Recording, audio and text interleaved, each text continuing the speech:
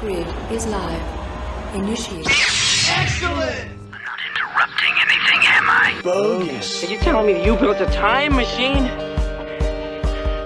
Kind of a DeLorean? My name's Norman Bates. Oh, man, I'm so excited. I may bump. Merry Christmas, movie home!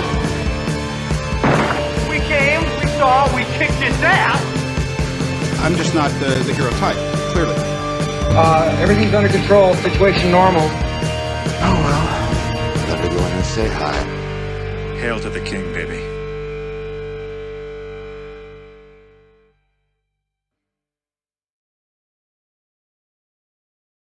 All right, guys. Welcome to the PJ Campbell Show, our very special 420 Blaze It edition. This sounds so cringy when I say it out loud. But my name is Degraff. I will actually be your host and moderator for tonight's panel. We're doing the top 10 stoner movies of all time, and we have a very interesting cast of characters for you guys to hear their opinions about. But first, we're gonna do a couple announcements. Hold your horses, then we'll be right in. We'll get right into it. So first, tonight, right after this at 10 o'clock PST, 7 PST, 10 EST, we're doing DuckTales movie watch-along after the success of the Goofy movie. We wanted to do another Toon Disney movie, so we're doing DuckTales tonight. Make sure you guys are there for it. I'm really excited.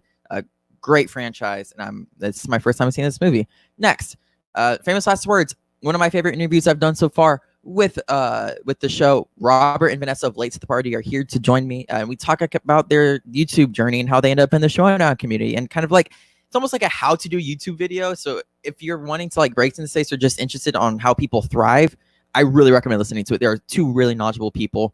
And then from that, Wednesday, Something Rotten, PJ Campbell's and Frank Janisch's show Something Rotten comes out, and they're covering Tommy Boy. I know they're very, very excited for it, as I am as well, because I know they've practically been producing for the show for the later 2 years at this point.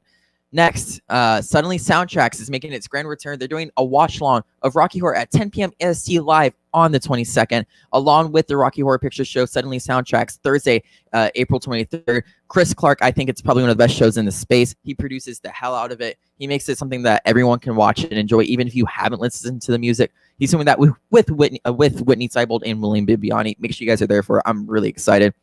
And then on what we have is Friday. Mark Ellis is going to be joining the PJ Campbell Network with Young Guns 2. Some beef is finally going to be squashed with Pat Hogue and Frank Janisch.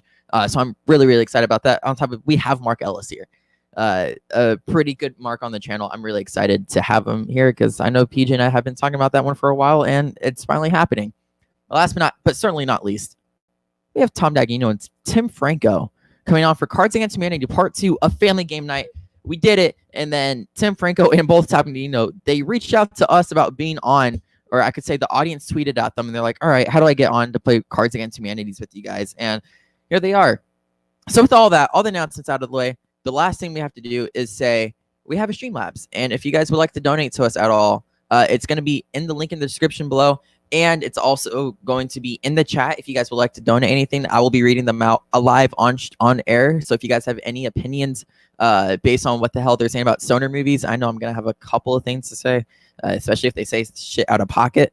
But outside of that, I think it's time to introduce our lovely cast of crew and characters. First, but definitely not least, we have PJ Campbell. Welcome to the show, sir. This is your podcast, and I'm sitting here. How you doing? I'm doing fantastic. Happy 420, everybody. A very special 420 because it's like 42020, which will never happen again in the history of ever, and I'm here for it. I am feeling great. We're going to have a great show. We have a great panel, and I just felt like Evan is like the level-headed one out of all of us. He's the cute kid that we all like to like rub his head. He isn't getting into trouble with the rest of us. So, man, I'm happy that you're overlooking and taking care of us to get through this. It is. I know. I feel like fun. Mr. Mom right now. But next we have the Switchblade, Rachel Silvestrini. Welcome back. Guys. Yeah, we had what felt like a 10-hour stream last night, and now you're already back on the network. How are you feeling? I've had a little bit of a rough start to my 420, but I am now stoned. I am with friends. Things are getting better. It's fine. We're gonna have a good time. Someone else who's on the stream that nearly threw me off 10,000 times last night, and Maxwell Haddad. How are you doing, good sir? I like the shirt. Thank you. I'm still recovering a bit from last night's epic battle, but I'm here. It's 420, and let's do it. Guys, I'm not going to lie to you. I'm a little afraid Video Drew's going to pop up on one of the screens and come after me while we're doing it. And he was so mad. Like, I swear to God. But last, but certainly not least, we have one of my good friends in this space. We have RB3 here to talk stoner films. How are you doing, dude? Good. Oh, good. How about yourself? I wish I would have been there last night to see you guys argue about these movies. I mean, goodness gracious. It sounds like a good time. Dude, we're gonna have you on one of these when it comes up to that, because it was a time, and there was blood, there was fist. It got real. Only towards the end. The last 30 minutes were more intense than they probably should have been. At one point, I legitimately got off and left. I love that energy. To be fair, you had to pee, so yeah, well, he had to pee. Come on, it's all for the theatrics. But anyways, here's how today's show is gonna work. We're gonna go through around the table outside of myself, and they're gonna say a stoner movie. And this definition is based on however you want to define what a stoner movie is, but I think they all have a pretty clear consensus of what they think a stoner movie is. They're gonna say their movie. They're gonna give a quick pitch to it, why it should be on the top 10 list, on the top 10 stoner movies of all time list, and then with that, we're gonna vote. And if between the four of them, if the vote goes 2-2, then I'll be the deciding vote, either based on their pitch or even what I think about the movie. Because yes, I have seen stoner movies, believe it or not. So with that, I kind of just want to jump into things. We're gonna go bottom that way towards Max, and we're gonna snake our way up. So Max, you're gonna be the first one to say what stoner movie you think belongs on the top 10. That's a lot of pressure to get this kicked off. I'm trying to decide if I want to go with one of the more obvious ones or something a little more deep. What do you guys think? I don't know. Did you learn anything from last night? Okay, so I'm going to pitch one that I don't know if anyone else is going to pitch, and I don't know if it's going to make the list, but I want to talk about Reefer Madness, the musical. Because we can't do this without at least talking about the musical. It has Kristen Bell in it. It's like based on the old ridiculous propaganda film, but it's a legit dope musical with great songs, great stoner content, and it's sort of like anti-propaganda in how hard it goes, saying how bad weed is for you. It makes you just want to get really baked and sing along to like Little Mary Sunshine. I love this movie. It's so witty and well done, and I think it should be on the list. Interesting. Let's start with RB3. What do you think about Reefer Madness, the musical? I'm actually not familiar with this one. This one sounds pretty interesting. I've seen the original classic 1930s extravaganza, but I haven't seen the musical version of it. This sounds amazing, though. I really want to check this one out. Do you vote yes or no on it? I'll take it. I'll vote yes for the fact of like, you know, it's good to flip propaganda and make it positive. So I like it.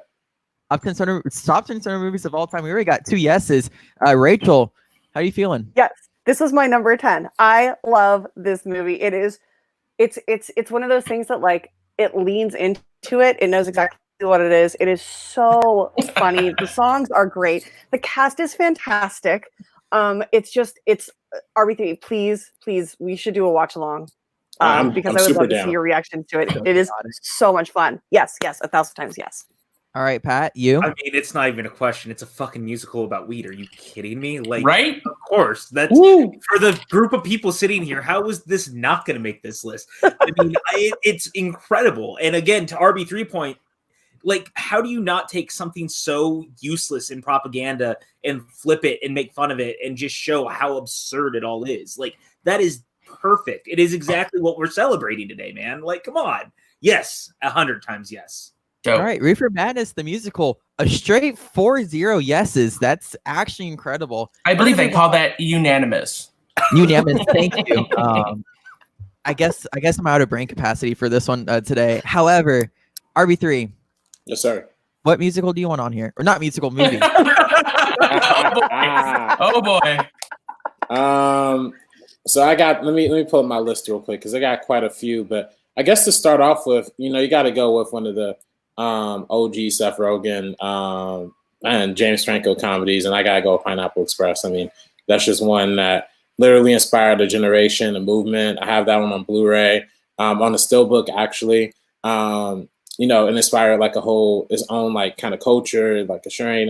Everything about it is just really, really dope. So yeah, and and I think that one aged a lot better than a lot of people give it credit for. So yeah, that got to be mine right there. Switchblade. I absolutely love this movie. I honestly think it might be my favorite James Franco performance. Okay. Honestly, it's just perfect. Yeah, I mean, how many amazing faces does James Franco make in that movie? Just like it's perfect. I love it. Plus, I mean, Gary Cole plays such a great bad guy.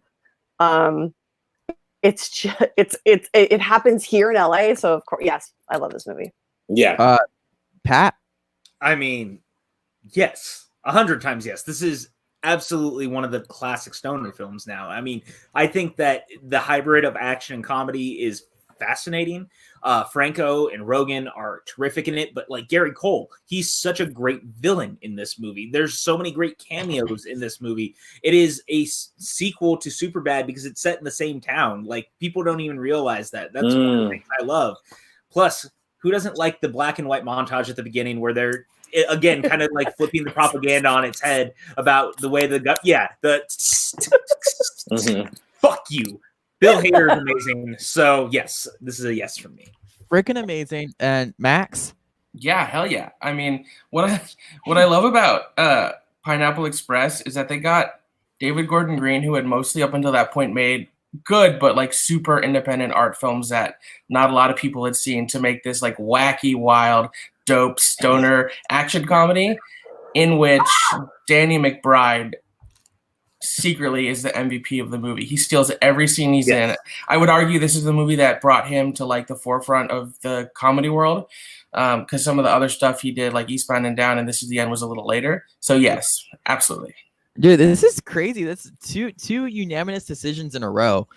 Something I don't think we would see again. And if we do, then I guess the weed just kind of goes all the way across the world and circulates you and bonds you. But anyways, we're going to go with our next choice. Rachel, what do you got for us?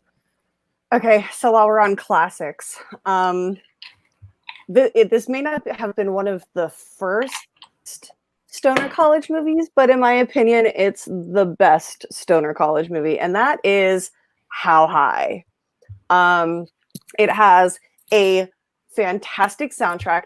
The cast is amazing. There are still lines that I will say today. Like, a friend of mine will see a girl and I'll be like, yeah, if the girl only knows 3 words, stop, don't, and no.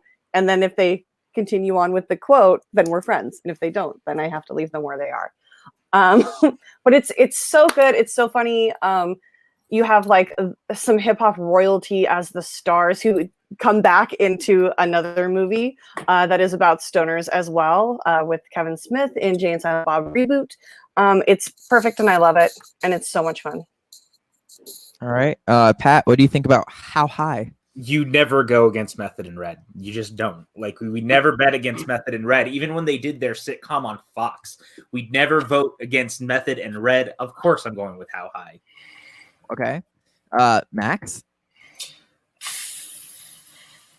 I really like this movie.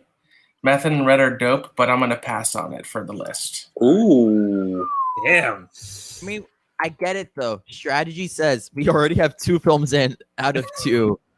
A third one gets in, the list just keeps getting shorter and shorter. RB3, what do you think about How High? Well, this one was also on my list too, so I'm going to vote for it as well. And like I said, hip hop royalty, and then Mike Epps played like a really funny part in this too. So yeah, this one definitely, I'm going to vote yes for it too.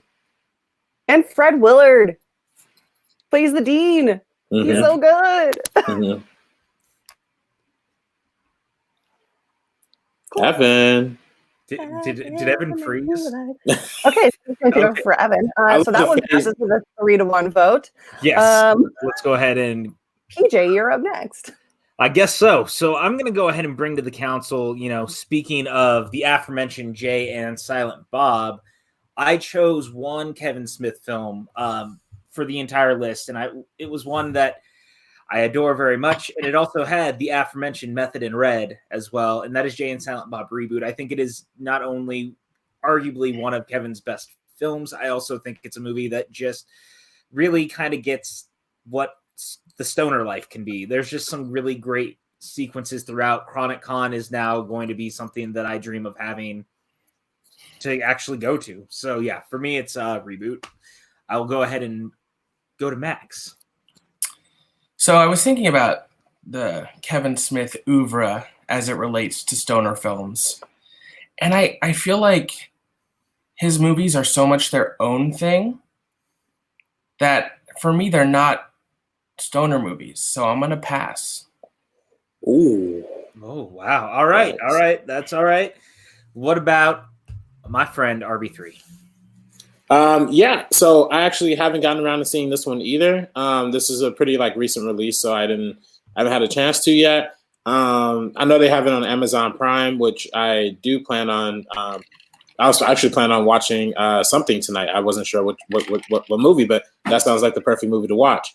That being said, though, I mean, I already voted for one that I didn't see already. I'm not sure if I would consider this necessarily like the best Kevin Smith stoner movie. I mean, you guys have obviously seen it, so you probably be the better judges of me. But I do have one other on the list that I probably would put over this. So I'll probably go with a no vote on this one. All right, that's fair, I feel like. So we go over to Rachel. This is an easy, obvious yes. I mean, the movie starts off with them, getting raided at their secret, grow stash. And then they have their unicorns that they travel with them across country. And his daughter ends up being a pothead too, but she introduces them to edibles. And it's it's just so good. And so that's going to tie it up at 2-2. Oh shit! All right, glad I made it back. What movie are we talking about here? Jay and Silent Bob Strike or reboot, yeah. And it's tied, Evan. So it's up to you, my guy. Yeah, so we're glad you made it back because you came in for the tiebreaker. Whose movie was it? PJ's. Hello. PJ, give me a quick 30-second pitch. Go. It's Jay and Silent Bob. It's Kevin Smith. It's the most stonery movie he's ever made, in my opinion. But I also hear RB3 and Maxwell's points. They're like, maybe it isn't top yet. I mean, RB3 hasn't even seen it yet. I'd willingly put my movie up for sacrifice because RB3 hasn't seen it for Max's argument. All right, so I'm going to say no. Do we want to put it as do we want to put it as a rising alternate if there's something else on that level that we can debate between the two then? I'm good with that. I'll put it down below. I'll keep it below just for us. Okay. Perfect. J and right, next. We start back with Max. Here. Oh, it's my turn again? I'm going to go with another kind of deep cut, and that's Smiley Face with Anna Faris. What I love about this movie, besides the fact that it's 90 minutes of just straight funny, is that I was looking at all the other stoner movies out there, and none of them really have a woman in the lead role. And Anna Faris just gets to cut loose. It's such a simple plot. She just has to get to the beach, and she is so fucking stoned that step after step on the way, she has trouble. You have Danny Masterson in there, which I know he's problematic now. John Krasinski, Adam Brody in Rastafarian gear, which is also kind of problematic, but it's just a hilarious movie. And again, for the fact that it's a woman-led stoner movie, it gets my vote. You are not alone, as John Mariano in the chat says this movie is underrated. RB3, what do you think about Smiley Face? Wow, you guys! I mean, that you really pulled another deep cut for me because I hadn't seen that one either. So I mean, I'm looking really bad on my knowledge right now, dude. That's fine. That was me last night. There was a bunch of fucking musicals that they were saying. I'm like, I don't know what the fuck you're talking about. He was like, "What's Guys and Dolls?" Yeah, I get it. You're young. It's yeah. Youth is not an excuse for education. Yeah, I gotta get more educated. This is one I haven't seen, but I do like the progressive angle of it. I like the fact that there is a woman starring in it. And Anna Faris actually taught a class at USC for podcasting. Big respects to her. So just for that fact alone, I'm going to go with a yes vote. Oh, Rachel? I'm all for this. I haven't seen it, but it's one of those ones that I've kept meaning to see. it was always like, oh yeah, I should probably watch that, but I'm like, not right now, and then like clicking. But yeah, I mean, I've seen clips of it, and I mean, how do you not laugh at Anna? She's one of like the foremost female comedian actresses right now. Like, she's so good. So yeah, I don't think she gets the respect she deserves. Nor do I. Well, because she's been in like Scary Movie and but she's hilarious in Scary Movie. Amazing, right? But it's like, it's not a movie that like people regard as like a good movie or like requires acting ability to act that stupid. I'm sorry, but The House Bunny is a great movie. House Bunny is a great movie, and it's got John Leguizamo in it too. So that gives us 3 votes. Pat, what do we think? Oh, I was definitely going to go yes on this one. This was the only one I knew for sure that was on Max's list, because he had been like, do you think I should do a deep cut? And I was like, yeah, absolutely, go with the deep cut. And when he said that, I was so surprised how I hadn't really even thought about it. So it gets a big yes from me. All right. That's 4 movies on. It's insane how much we all almost agree on all this. It's weird. Doesn't feel right. But because next, we're RB3. happy? Exactly. What do you got for us? This is so much more chill than the musicals. By definition alone. Yeah, literally. Even though I wasn't there for the musicals. Oh God, yes. But yeah, okay, so I'm actually gonna jump a little higher on my list because frankly I'm kind of worried that my top picks might not make it. I gotta go with another hip hop LA classic, and that's Friday. The original OG, Ice Cube, Chris Tucker. I mean, that's probably the movie I probably watched the most, like even like as a kid. Like that's just one of the best hood comedies of all time. One of the best. It's just everything about it is just absolutely perfect. You got like you kind of have like the low key like best cast too. Like you get like DJ Pooh, you get Bernie Mac. You get Tiny, who from the Dark Knight fame, and you get like all these like great, you get like all of these great performances, and overall it literally sparked like a whole new generation of like the Bye Felicia, like literally so many cultural references spawned from this movie, and yeah, that's my that's definitely my pick right here. So it's a quite perfect pick. Rachel, what you voting? Of course, yes. Let's go. Like you can't. There's nothing more to add. It's Friday. We're stoned and we don't got shit to do, so it's fine. Exactly. Okay. I mean, this was an absolute yes for me. This was very high on my list. I was glad that RB3 was where I was at with this, because this is a movie I like adore. Like most people don't know, I actually love the trilogy. I love Ice Cube. Like the Barbershop trilogy. RB3 and I have talked about this a lot. Like, I think that's one of the great comedy trilogies that gets super overlooked. And so for me, this was a huge yes. Straight Outta Compton had a wonderfully meta scene where Ice Cube's son is sitting writing Friday while a version of him as a baby is crawling around on the floor. I can't get over how great that sequence is, and like the relationships that it created out of this. I mean, they're still all working together to this day. Like it's amazing to me. I love this film so much, and it also gets real dark towards the end. Like that's the one thing I also think we forget about. Like the other two movies are straight funny, but Friday gets dark. It becomes a very dramatic turn towards the last 20 minutes, and like in the best way for me, it sells that movie even more. It's a hard yes. Yeah. Okay. I think this is the most serious stoner movie of all time. Could be. Yeah. Like could be. Yeah, for the most part. Yeah, for sure. Max, thoughts? Yeah, this was high up on my list too. It's a hell yes. Yeah. Let's go. I don't know more to add to that. Yeah, no, it's true. I don't like right now. I don't have to vote. Like if there was one stoner movie I would fight for to the death, it would be Friday. My dad showed me this movie when I was probably too young.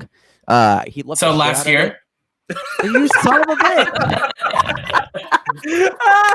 6 months ago. And Max is shooting over here, man.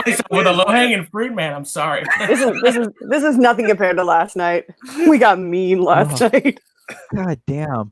But anyway, Friday would be one I would have to fight for. But next, Switchblade, switch it up on me. What you got for us? I'm gonna go with my favorite stoner movie of all time. Like I know that there are some better ones, but for some reason, this just, it sits in my heart and it makes me warm and fuzzy and happy. And I can't watch it without having fast food near me to eat, because it is the one and only Harold and Kumar Go to White Castle. I've actually been to that location in Cherry Hill. Oh, Clark. I also, shoot me. I don't care. I have the most massive crush on both of them. So it's real easy to watch. It's so fun with their Jewish stoner neighbors that are constantly getting high too. And I mean, the Asian party, which was the first time I've ever heard to, to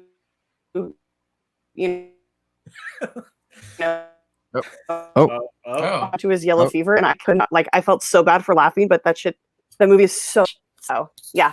Harold and Kumar Go to White Castle. Nice. Why does it say Harold and Demarco Go to White Castle on the bottom? Is that not what the name of it was? Harold and Kumar. Oh my god.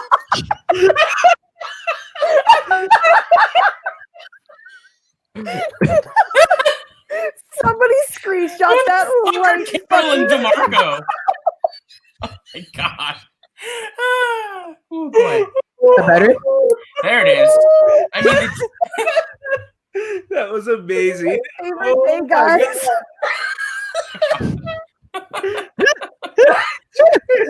Tim Franco, Evan, you're fired. If there's anyone to blame here, it's Rachel's internet connection. Oh my god. The fact that you don't know who Harold and Kumar is makes me so sad. Oh my god. Even Chris is. Oh, wait. We have a guest in here. It's Marc Andreyko. Marc Andreyko. Whoa! How are you, sir? I'm okay. I just had some bad business news earlier today, so. Oh, I'm sorry to hear that, man. Yeah, it is what it is. I'm healthy. I have a roof over my head. I'm just, some days you're a punching bag. Some days you're the puncher. Yeah. It's unfortunate how true that is. So how are all you? We are doing very well. How far down the list are you guys? Evan, where are we on the list? So far, we have put in 5 movies already for the top stoner films of all time. That being Reefer Madness, the musical, Pineapple Express, How High, Smiley Face, and Friday. And kind of how we're doing this is someone pitches a movie and we vote on it. And if it's majority vote, so 3 to 5, it gets into the top 10 and we'll be ranking them later. Cool. I would have pitched Reefer Madness, the original. That's fair. That's fair. But right now we are on. And that is insane. Right now we're on Harold and Kumar Go to White Castle. Rachel pitched it. PJ, what do you think about it? I do like this movie. I like it a lot, but it is not one of my all-time favorites, if I'm being completely honest. So it's a no from me. Mark, would you put it on the top 10 of all time? Yes, absolutely. Absolutely.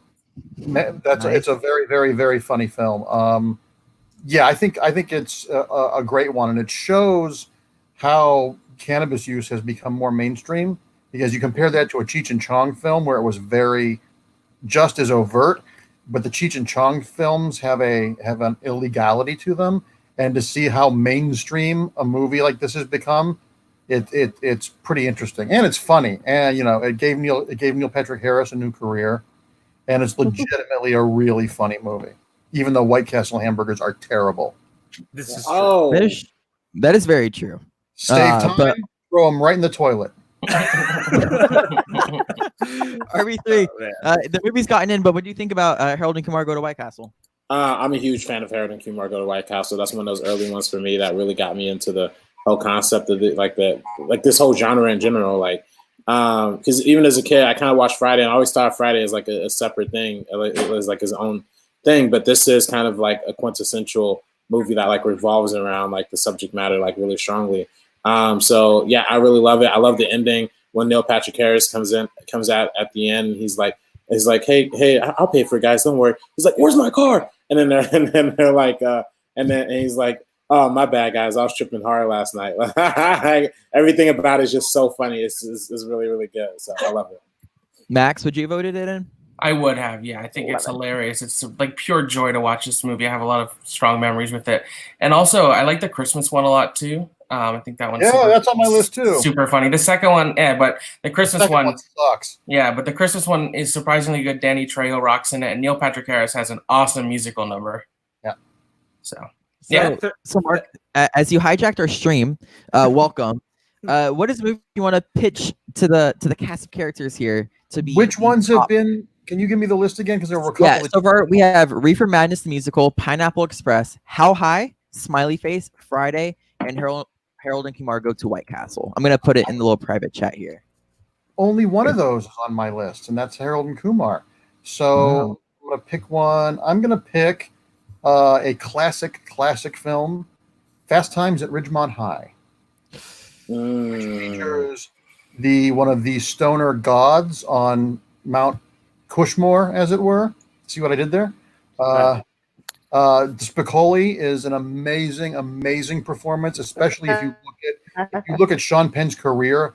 To think that a guy who did that was going to be, I mean, he's crazy, but he's a brilliant actor. And it's a movie that's full of heart. It's a movie that would never get made today because it shows what high school was really like. It's got a killer cast. I would say it's the grandfather of Dazed and Confused, because everybody in that movie has gone on to bigger and better things. And it's a really, I think it's my favorite Cameron Crowe movie. Even though he didn't direct the one and he wrote this one, it's a movie that if you rewatch it, it has a freshness and an authenticity, and is funny, but still has something to say, and has a killer soundtrack. That is true. Jimmy Buffett is featured on that soundtrack. One of my favorite moments. Well, except for that. Oh my. Pat, what do you think about Fast Times? Oh yeah, this is a big yes for me. This is one of my favorite films. It's one I had very high up on my list, so I'm glad that Mark got to throw it out there. It is such a great film. It is very authentic to high school and just that life. And Spicoli really is like God tier stoner character. Like, how do you say no to this one? Dude, as Rachel disappears, that was my head. RB3, what do you think about Fast Times at Ridgemont High? Okay, so I love this movie. This is probably if not the greatest, one of the greatest high school movies of all time. I actually relate to this movie on so many levels because I feel like a lot of this actually mirrored my high school experience and mirrored a lot of people's high school experience. It's one of the most relatable high school movies of all time. That being said, I don't know where I would necessarily put it on this kind of list, mainly because Spicoli is like relatively a smarter part of like a bigger ensemble. So for that reason, you know, if the whole movie kind of revolved around the stoner concept, I'd probably be a little more enthusiastic about putting it on the list. But like I said, it's one of my favorite comedies of all time. One of my favorite high school comedies of all time. I just think it might not necessarily qualify for me per se, but that's just me. So I might have to vote no on this one. Can I ask a question? I have a bunch of movies on my list that aren't necessarily all about pot, but have a prominent scene or two, or pot makes an appearance in it that's memorable. Mm-hmm. So I might have not followed the rules correctly. No, you're good. Yeah, it's whatever you feel is like. We're all kind of bringing to the table what we feel are. Mm-hmm. And me staying on brand, I picked stuff that was weird. So, and if anything doesn't make it, we'll definitely talk about it at the end too. That way, you can give it a shout out. Max, what are your thoughts on Fast Times at Ridgemont High? It's a great movie. I mean, Sean Penn as Spicoli is one of the all-time great stoner characters. It's an amazing high school film. I'm a little torn because we only have 5 slots left, and I'm worried about what might not make it, but I'm still going to go yes. Ooh, that puts it through, actually. Rachel, would you have voted it in? No. Wow, why? That was like dead, like no. I know. No, I mean, well, fine. Wow, bogarting the high. No, I was having some trouble, so I didn't get to hear PJ's argument, but I did hear the end of RB3's, and I agree completely. Like, my list are movies that like centered around pot or being high or the consequences of that. And so I just think that while Fast Times at Ridgemont High is an incredible movie, it's just not one of my top 10 like stoner movies. I love watching it when I'm stoned, but it does make it on our list. We got a 3 to 5 vote to pass it. So then with that, so who's all high right now? Oh, hello. I'm in New York, so I can't legally be high, so I'm not going to incriminate myself. I'm not. You support New York City during this horrible thing? Yeah. Yeah. There we go. Bravo. yes. I want to be a supporter during these rough times, you know? Yeah. Exactly, man. And my glaucoma is acting up. I feel you. I believe it. So I feel like I look at the television. Glaucoma. So next we have PJ. What do you think reaches? We have 4 spots left. Oh. What do you think deserves to be on there? Believe that. I mean, Mark actually mentioned it. This is the one that because of where we're at, I'm gonna push for it now. But it is Richard Linklater's Dazed and Confused. I mean, for me, that was the high school stoner film like of all time. That it played such a big part in my upbringing and kind of changed who I ended up becoming, because I was raised as like this very conservative, you know, almost right-wing kid that became very left and liked smoking weed instead. And a big part of it for me was this movie. So it played a big part in like changing my whole attitude and my whole outlook on life. And I adore this film so much. All right, Max, what do you think about it? I love this movie. I think if you're talking about best stoner movies, it's got to be on there. It's a yes for me. All right, RB3, Dazed and Confused. Yeah, very, very hard yes for me. This is literally a groundbreaking Matthew McConaughey performance, groundbreaking Ben Affleck performance. I mean, good grief. Everybody in this cast is like absolute perfection. Richard Linklater, like you said, his whole filmography kind of embodies that vibe and that kind of like free spirit type of feel that I've always loved and always appreciated. So yeah, that's 100% a hard yes for me. Mark, what are your thoughts on Dazed and Confused? Well, I already cited it as being the grandson of Fast Times at Ridgemont High, and I think that if I had my own theater, if I ran the New Beverly, this would be every Friday double feature. These two movies very much complement each other, and much like Fast Times, this is a very funny movie, but it's funny because of the reality. It's not pratfalls. I mean, I love Harold and Kumar, but there's lots of goofy physical comedy in there. Mm-hmm. These are movies that are quote unquote real, that have an authenticity and even though they're both set 20, 30, 40 years ago now, they feel fresh. You don't have to have been born at that time to get them. They feel real. Some experiences are timeless. And they don't demonize pot. I think, you know, there was up until recently, there was so much of that reefer madness leftover thing. I mean, even as a kid, when I was in junior high school, the first time I smoked weed, I was like, am I going to become an addict? Am I going to, you know, go murder someone? So there's so much misinformation. So seeing the mainstreaming of this in a weirdly responsible way, because I'd rather have my kids smoke weed than drink, truthfully. It's just it's a film that, for a film about a bunch of kids who are doing drugs and drinking, is a heartwarming film, and ultimately, it's good and good for you. It's like pizza that has vitamins in it. So, Rachel, as your internet is Dazed and Confused, as it goes through, what are you thinking about Dazed and Confused?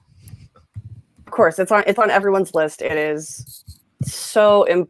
I think it's one of those moments in cinematic history that like kind of shifts things. That it's groundbreaking and wonderful, and of course it's on my list. I love it.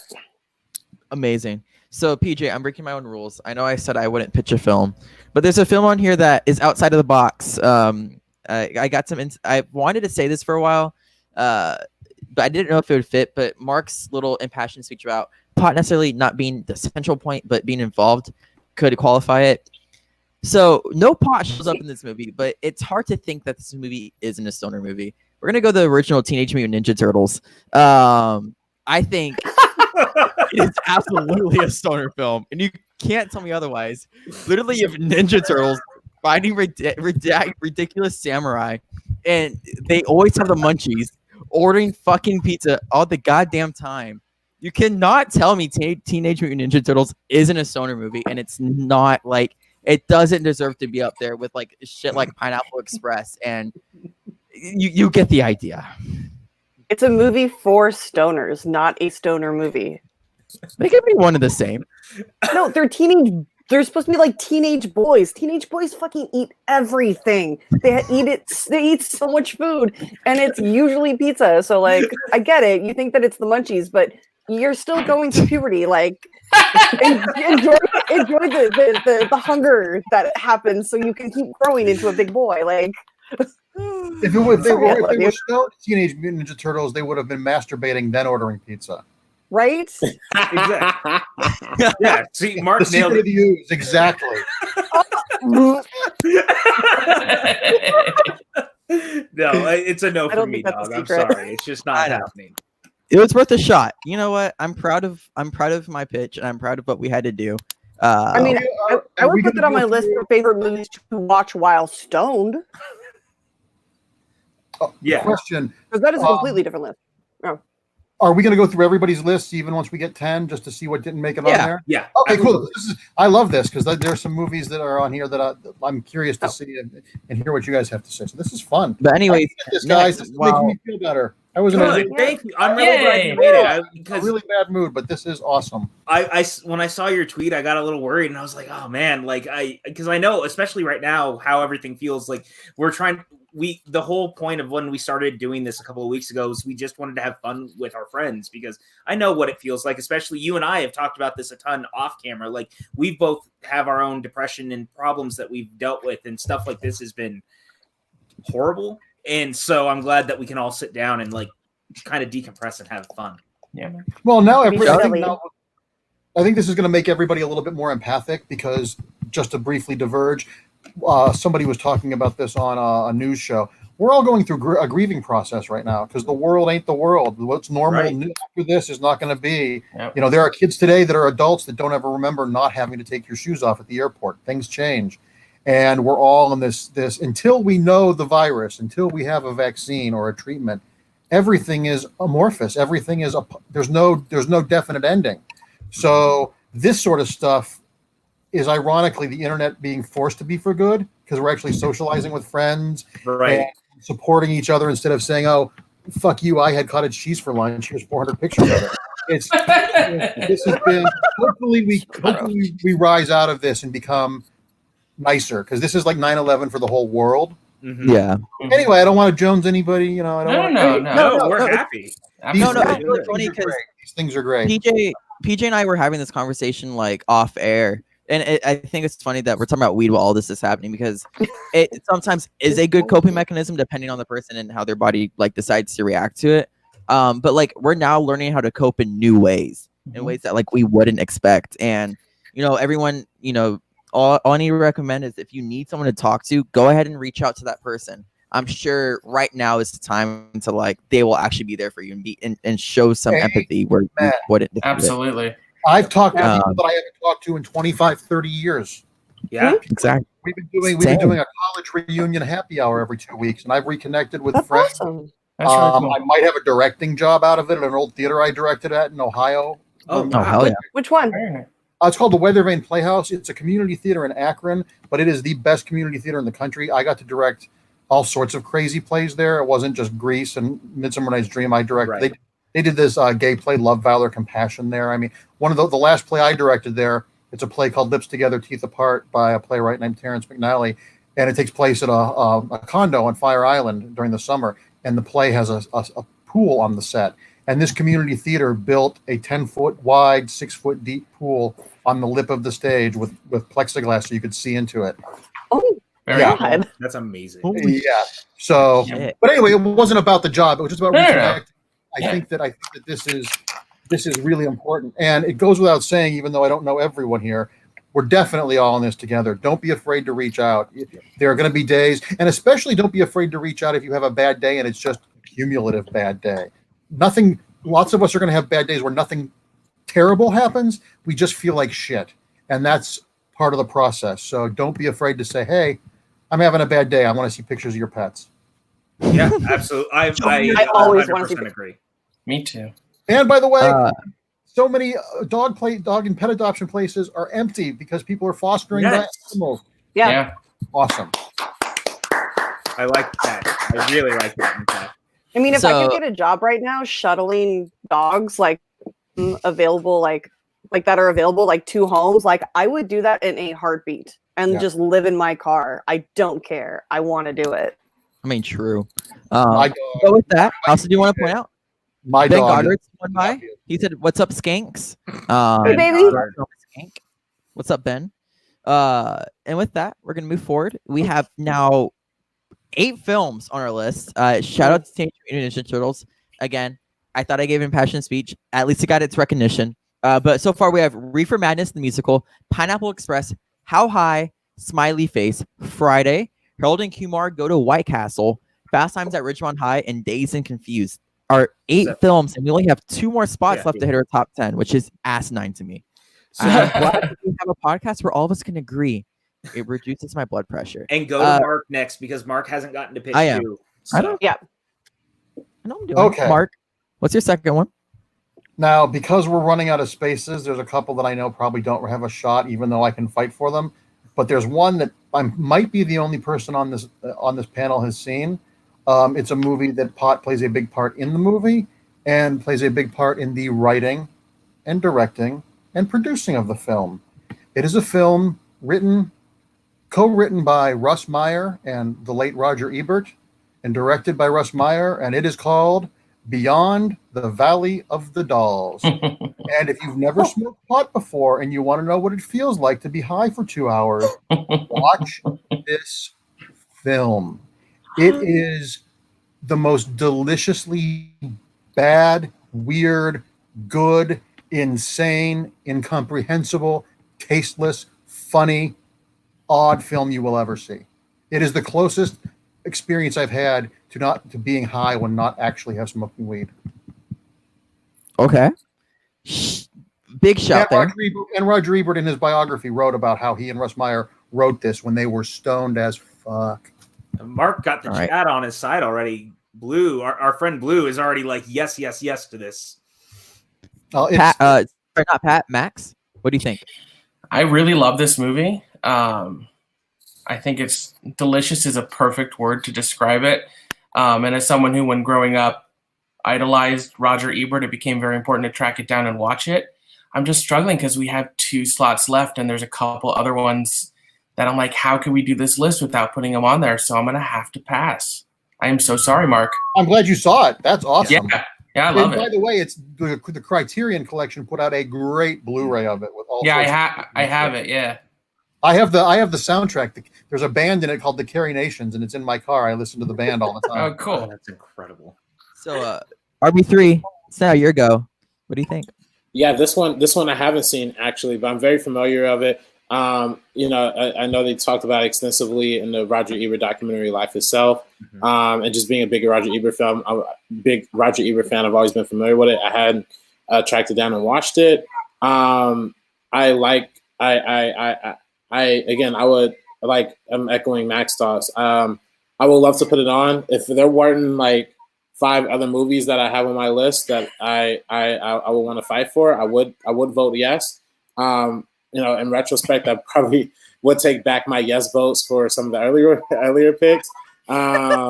This could honestly be like a top 20 list, like at this point, because like there's so many that we have to go through. But yeah, I'm gonna vote no, but only because I haven't seen it and because I have other ones that I would like to advocate for. But otherwise, great stuff though. Great stuff. That's 2 no so far, Mark. But Rachel, do we think we can give it some light? I can't say yes to this because there are only 2 spots and there are 2 very important movies that have not made the list yet. But this has, I remember my mom wanting to show me this movie for some reason, but we haven't watched it yet. So maybe next time the Mama Silvestrini's in town, we'll watch it. But unfortunately, I have to say no. Mama Silvestrini getting a short cameo in the stream today. But PJ, it's got a no, but what do we think? Oh, it was a big yes for me. I was 100% with Mark on this because also, like Max, growing up a huge Roger Ebert fan, I made it a point to watch this movie, and I fell in love with it the first time I saw it because it is just so bizarre in the best ways. Like, I love it so much, and it is the exact feeling of just like that sort of high, man. Like, I get it, and I love this movie to death. Yes, 100% yes. All right, well, that's kind of it. We're going to move on to our next film. It got some love, and that's kind of all that matters. We're here to celebrate stoner movies on 420. Yeah. So next, we have RB3. What do you got for us? Okay. So I, again, like I said, I'm leapfrogging a lot of the ones that were lower on the list, and I am going to jump to I'm sure somebody else is gonna pitch my number one later, but right now I'm gonna pitch both one of my favorite comedies and also one of my favorite Christmas movies, and that's The Night Before, another Seth Rogen movie with Joseph Gordon-Levitt and Anthony Mackie. That to me is quintessential stoner fun, and it's just about the gang, the boys getting back together, trying to celebrate Christmas together, and everything going array.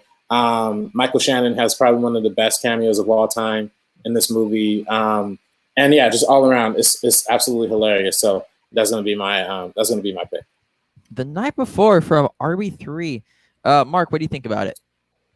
I'm gonna have to vote no on this one because we've already got some Seth Rogen on there, and when I think of this movie, I actually think of all the other drugs they do, not the weed.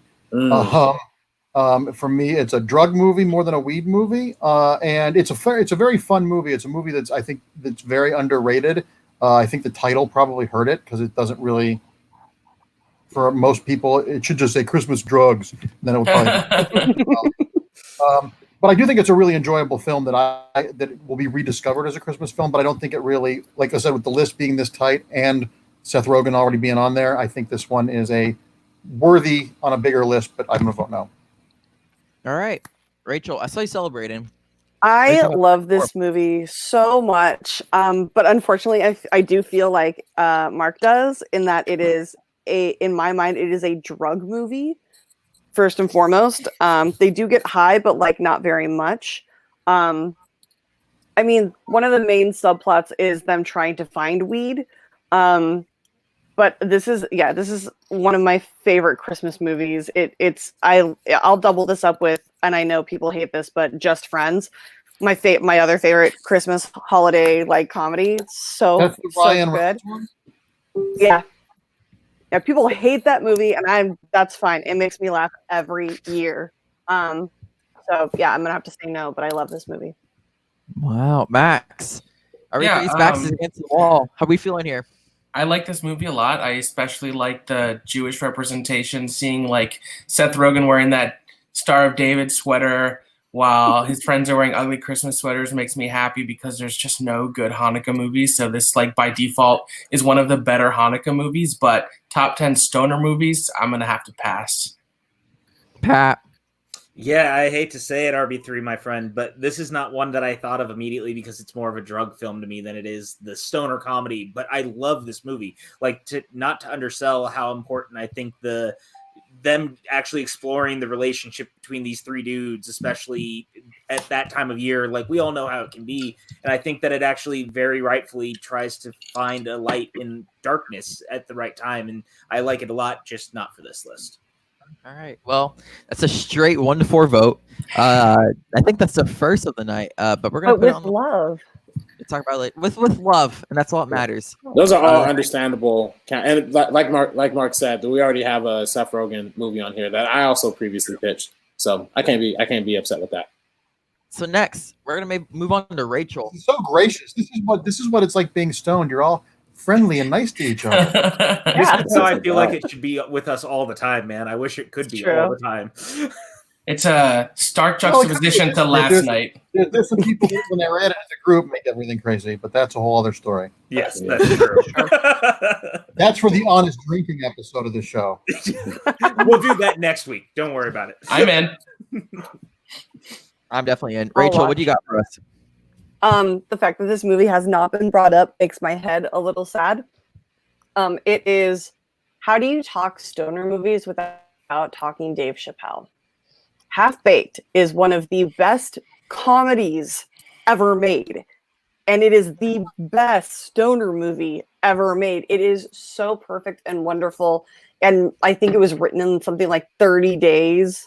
Or no, it was written in like an hour before like their pitch. Like insane stories, but so good. It has given us so many amazing one-liners, and it was so powerful when it came out. And that is why I'm pitching Half-Baked.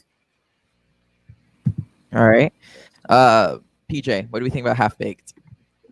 I really love this movie, and I like Dave Chappelle quite a bit in it. It's such a weirdly tight spot. I'll give it a tentative yes. I do like this movie. How do you give it tentative? That's your yes, PJ. All right, fine. There's no Whatever, going back. Max.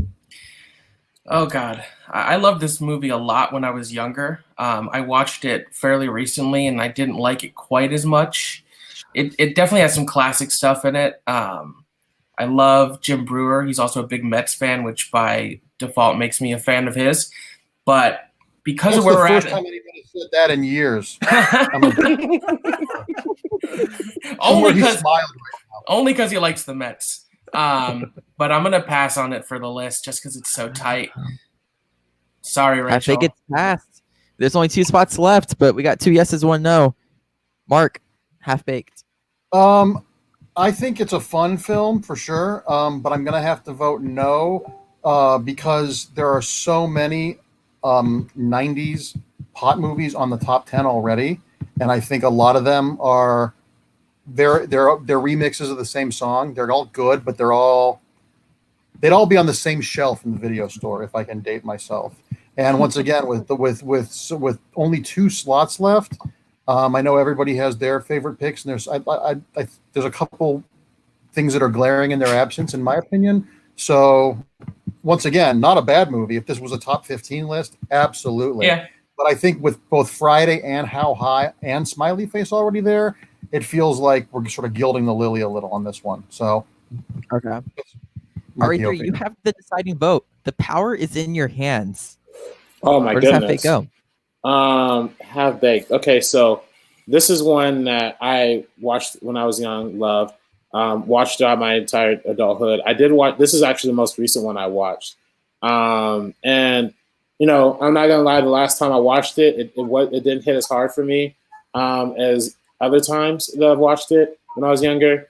But at the same time, it did like break Dave Chappelle, which is amazing. The reason I didn't pitch this before is because I did have How High and Friday ranked a little bit higher on my list already.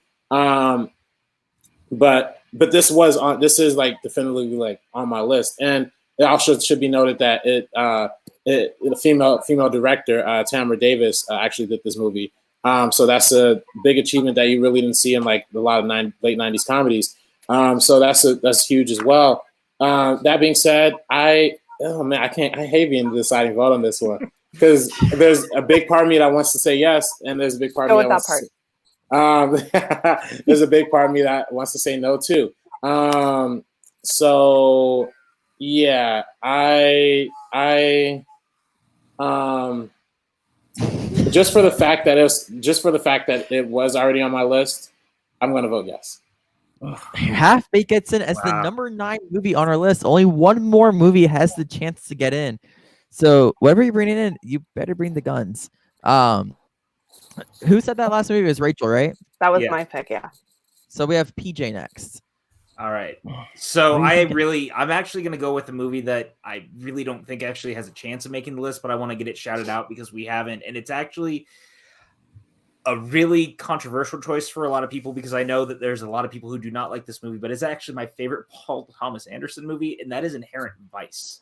And I see Mark's face, and I'm just throwing it out there because I know it's not going to make it. But like this for me, in a lot of the ways, like with Beyond the Valley of the Dolls, like this is what it feels like to be for me, like that stoned life. And I feel like weed plays such a central role throughout the entire movie. I think Joaquin Phoenix is amazing in it. It's a very funny movie. It's absolutely bizarre, but I also know that this is a very hard sell, but I wanted to throw it out there. Inherent Vice from PJ. It's just a Joaquin Phoenix movie, thinking it's going to be easy. Oh, you Max, corrected what the do you think spelling. about it? Thank you. Yeah, you're welcome. Max? Yeah, I like this movie a lot. I think Joaquin is awesome. It can be you have to watch it a couple of times because it's so hazy that it can be a bit hard to follow. But with one spot left, there's one other one that I feel like has to be on the list that's making me say no to this. All right. Mark? Yeah, no. No, it's okay. No, this movie makes me feel like I'm smoking, but I'm smoking really bad skunk weed. I think this is Paul Thomas Anderson's Sucker Punch. I think it's a movie that's everything meets everything, and it's admirable in concept, but I have not been able to make it through the film. Once again, that's just me. I know why you're saying the part aspect of it, but to go with what Max said, there's a handful of other movies that all deserve the last space on here, and this one I don't think deserves to be in that company quite yet. That's true. RB3, what do we think about Paul Thomas Anderson's Inherent Vice? Yeah, I have always had a hard time with this movie as well. After finally, it's like Max said, it took me a few times to watch it and actually like kind of understand what was going on. But even after you watch it, you break out a whole notebook, you write down every plot line and where it's going. A lot of it still doesn't really add up, and that's what makes it like really. To me, it is admirable in the fact of like its ambition to try and do what it's doing. But for me personally, I probably would leave it off the list too. All right, but last but not certainly least, the movie doesn't get through. But Rachel, what do you think about Inherent Vice? No. Sorry, PJ. No. It's all good. I get it. Like I said, I knew it was going to be the hard sell anyway, so I just wanted to throw it out there. Fair enough. But with that, it's a movie. Yeah, we're going to Mark. Okay, well, speaking of hard sells, stay with me on this one. I actually will die on this hill. I'm going to go with one of the best comedies ever made, a little film called 9 to 5. Whoa! I'm so excited for this pitch. Because if you've ever seen 9 to 5, it's about these three women: Dolly Parton, Jane Fonda, and Lily Tomlin, who work at this company for Dabney Coleman, and he is he's a lying, egotistical, sexist, hypocritical bigot. And one night, and all three of these women don't know each other, and then they all have a bad day. They go to the bar downstairs, and Lily Tomlin says, "Anybody want to have a pot party? My son gave me a joint." And they go over to Dolly Parton's and they smoke pot, and then they fantasize about the ways they would kill the boss. And it was one of the first times I've ever seen a film where pot was used, and it wasn't stoners or druggies or vaguely racist Mexican characters. It was a bunch of women doing this, and they were having so much fun. It's one of the most honest portrayals of getting stoned with your friends I've ever seen. And even though the movie is not a pot movie, this scene, if this scene wasn't in the script, the movie wouldn't happen. And once again, because it shows something different than a lot of pot movies before, once again, a mainstreaming of it, where it was between this and Poltergeist for me, actually, because the scene in the beginning of Poltergeist where the family is smoking weed, because those scenes are something we haven't seen. You know, what I argued about with How High not being on the list, because it's a similar movie that we've already seen. I tried to pick movies that show pot in ways that we haven't seen before. And I think also, too, 9 to 5 is one of the best written American comedies of all time. It's when I teach screenwriting, I use the script all the time in structure. So it's legitimately a good, funny movie and a great scene of getting stoned. We can't hear you, Evan. He was struck silent by my pitch. Struck silent, apparently. You can't hear you, Evan. I was saying great impassioned speech. One of the best ones yet. Max, what are we thinking? Oh gosh, I love this movie. It's a great movie. I love the Dolly Parton song. It actually was a pretty good Broadway musical as well. But I totally get what you're saying, that the pot scene is like the inciting incident for the rest of how the narrative structure unfolds. But I never would have, before your pitch, even thought of it as a stoner movie. So I have to pass. That's okay. You know what? It's a valid point you make, and I feel like if we were like, there's like stoner movies, and then there's like movies where pot plays a part, and there's kind of two different things. So it's like a whole other conversation that would be fascinating to have. True. RB3. Yeah, I mean, 100%. I love this movie. I love this pick. I mean, I think that is it doesn't necessarily revolve around the subject matter, but it does show it, and it is an inciting incident. So that's worth applauding. You know, that being said, I probably would have to pass on it as well, only because if we have one more slot, I would love our slot to be for one other film that is my personal number one. I think has already been mentioned in the chat a couple times, and I do love the pick, and I do think in a world where there are like Mark said before, if there was like a 15 or we did a top 20, this could definitely be on there. And I do love the positive portrayals and representation of it, but yeah, I gotta pass on this one, unfortunately. Could you imagine a world where the stereotype, like in sitcoms and stuff, instead of like white women drinking wine, it would be white women smoking pot? Could you imagine if the stereotype was changed and it just flipped itself? But I mean, I know a lot of white women who smoke pot a lot, so it's just. I know a lot of white women who eat edibles. That's true too. It's just not as represented in movies and TV as much. Exactly, Rachel. What are you thinking? Yeah, I love the fact that you brought up 9 to 5 because I completely forgot that scene was in it, and as soon as you said it, my brain was like, "Oh my god, that's right." Rewatch it; it's a great movie. Oh, it's so much fun. Plus, it gave us those three amazing, talented, strong, powerful women. And then we also got them years later in Grace and Frankie. Now, if Grace and Frankie was a movie that we could nominate, I would do that. However, I don't think that 9 to 5 centers around it as much as our last available slot should be. That makes sense. So no. All right. Not Rachel. PJ. 9 to 5. Definitely not Rachel. I'm actually going yes, because I don't think that we have enough inclusion on this kind of thought process, especially with it being such a different portrayal. To me, I think that makes a lot of sense, and I think it's just a really cool inclusion altogether. I thought that Mark made a very impassioned speech for the why it should be here, and so yeah, for me, it would have been a yes. Hey, I'm just happy if anybody who's watching the stream watches a couple of movies they haven't seen before. Yep. Absolutely. Mm-hmm. That's the real benefit of doing anything like this. So a couple of things. I got a call from our producer. He's Mystery Man, and he says he wants the list to go to a top 15 because we have a bunch of people saying no to movies that maybe should be going in. So we're going to a top 15 now because we have a little bit more time as well. We're a little bit more fast paced than you could say we were last night. So we're going to top 15. Shout out to Producer Man. He will remain a secret. But with that, Max, you're up. Yeah. Can we go back and add anything? Yeah, I think we've already pitched because there's a handful of movies. Okay, we'll do that right now. Actually, we have 3 films that have we have a couple more. I didn't write them down by accident. Just remind me after I do the first 3 that have already been pitched, and we're gonna go back and vote on them. First, so we have 6 slots available now, right? Yes, we have so there slots available right now. Yeah. First, we have Jay and Silent Bob Strikes Back the reboot. Can it make the top 15 list?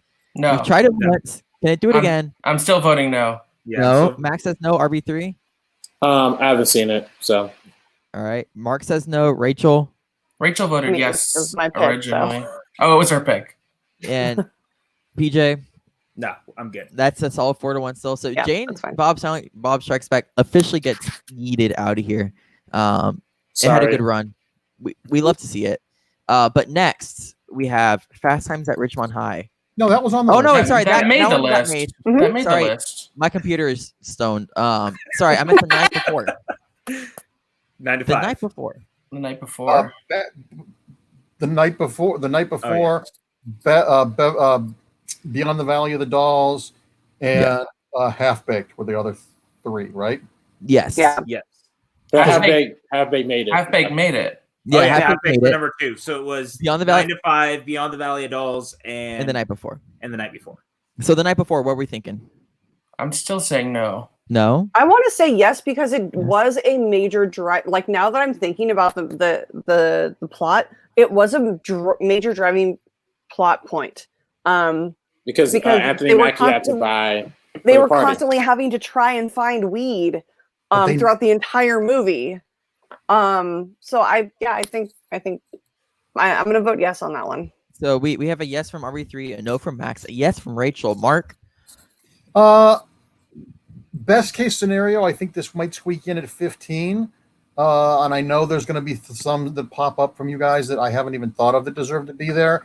And once again, even though pot is the device in it, I feel like with Rogan already being there, I think that this ground is a little bit already tread. And going back to what PJ said, I would like to see a little bit more diversity on the list. Mm-hmm. So I'm going to have to vote. It's a very fun film, and it's a great Christmas film. It is. I don't think it differentiates itself enough to be on the list.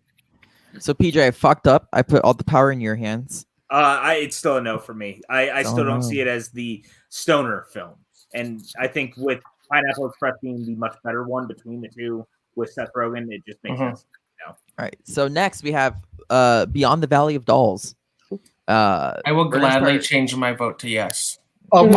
Of my two children, if I had to pick between this and 9 to 5, I really do think this needs to be on the list because, like I said, if you're a clean teen, watch this movie and that's what it feels like to be stoned. Yeah, I'm good for this. RB3. I'll change to yes too, even though I haven't seen it. But it gets in. Rachel, what would you have voted? Yeah, absolutely. RB3. If you have the Criterion streaming service, it's on there. Oh, absolutely. I do have Criterion. So yeah, I'm gonna and the original, which has nothing to do with this one, which is also an equally crazy film. It's nothing. And then PJ, what would you have voted? It was staying a yes for sure. I was already on the bandwagon to get this on, so I'm happy we did it. Let's go. And then last, we have 9 to 5, and that's it. Mm-hmm. We know that's not going to make it. That's fine. And I think is Inherent Vice staying in no as well because that one was I mean that was already voted no across the board. I figured that wasn't coming back. Thank you. And then 9 to 5. Any more love than First Given? I love it. I'm happy Beyond the Valley of the Dolls. I think for the way this list seems to be skewing, I get why 9 to 5 would be 16 on the list. So I'm good with that.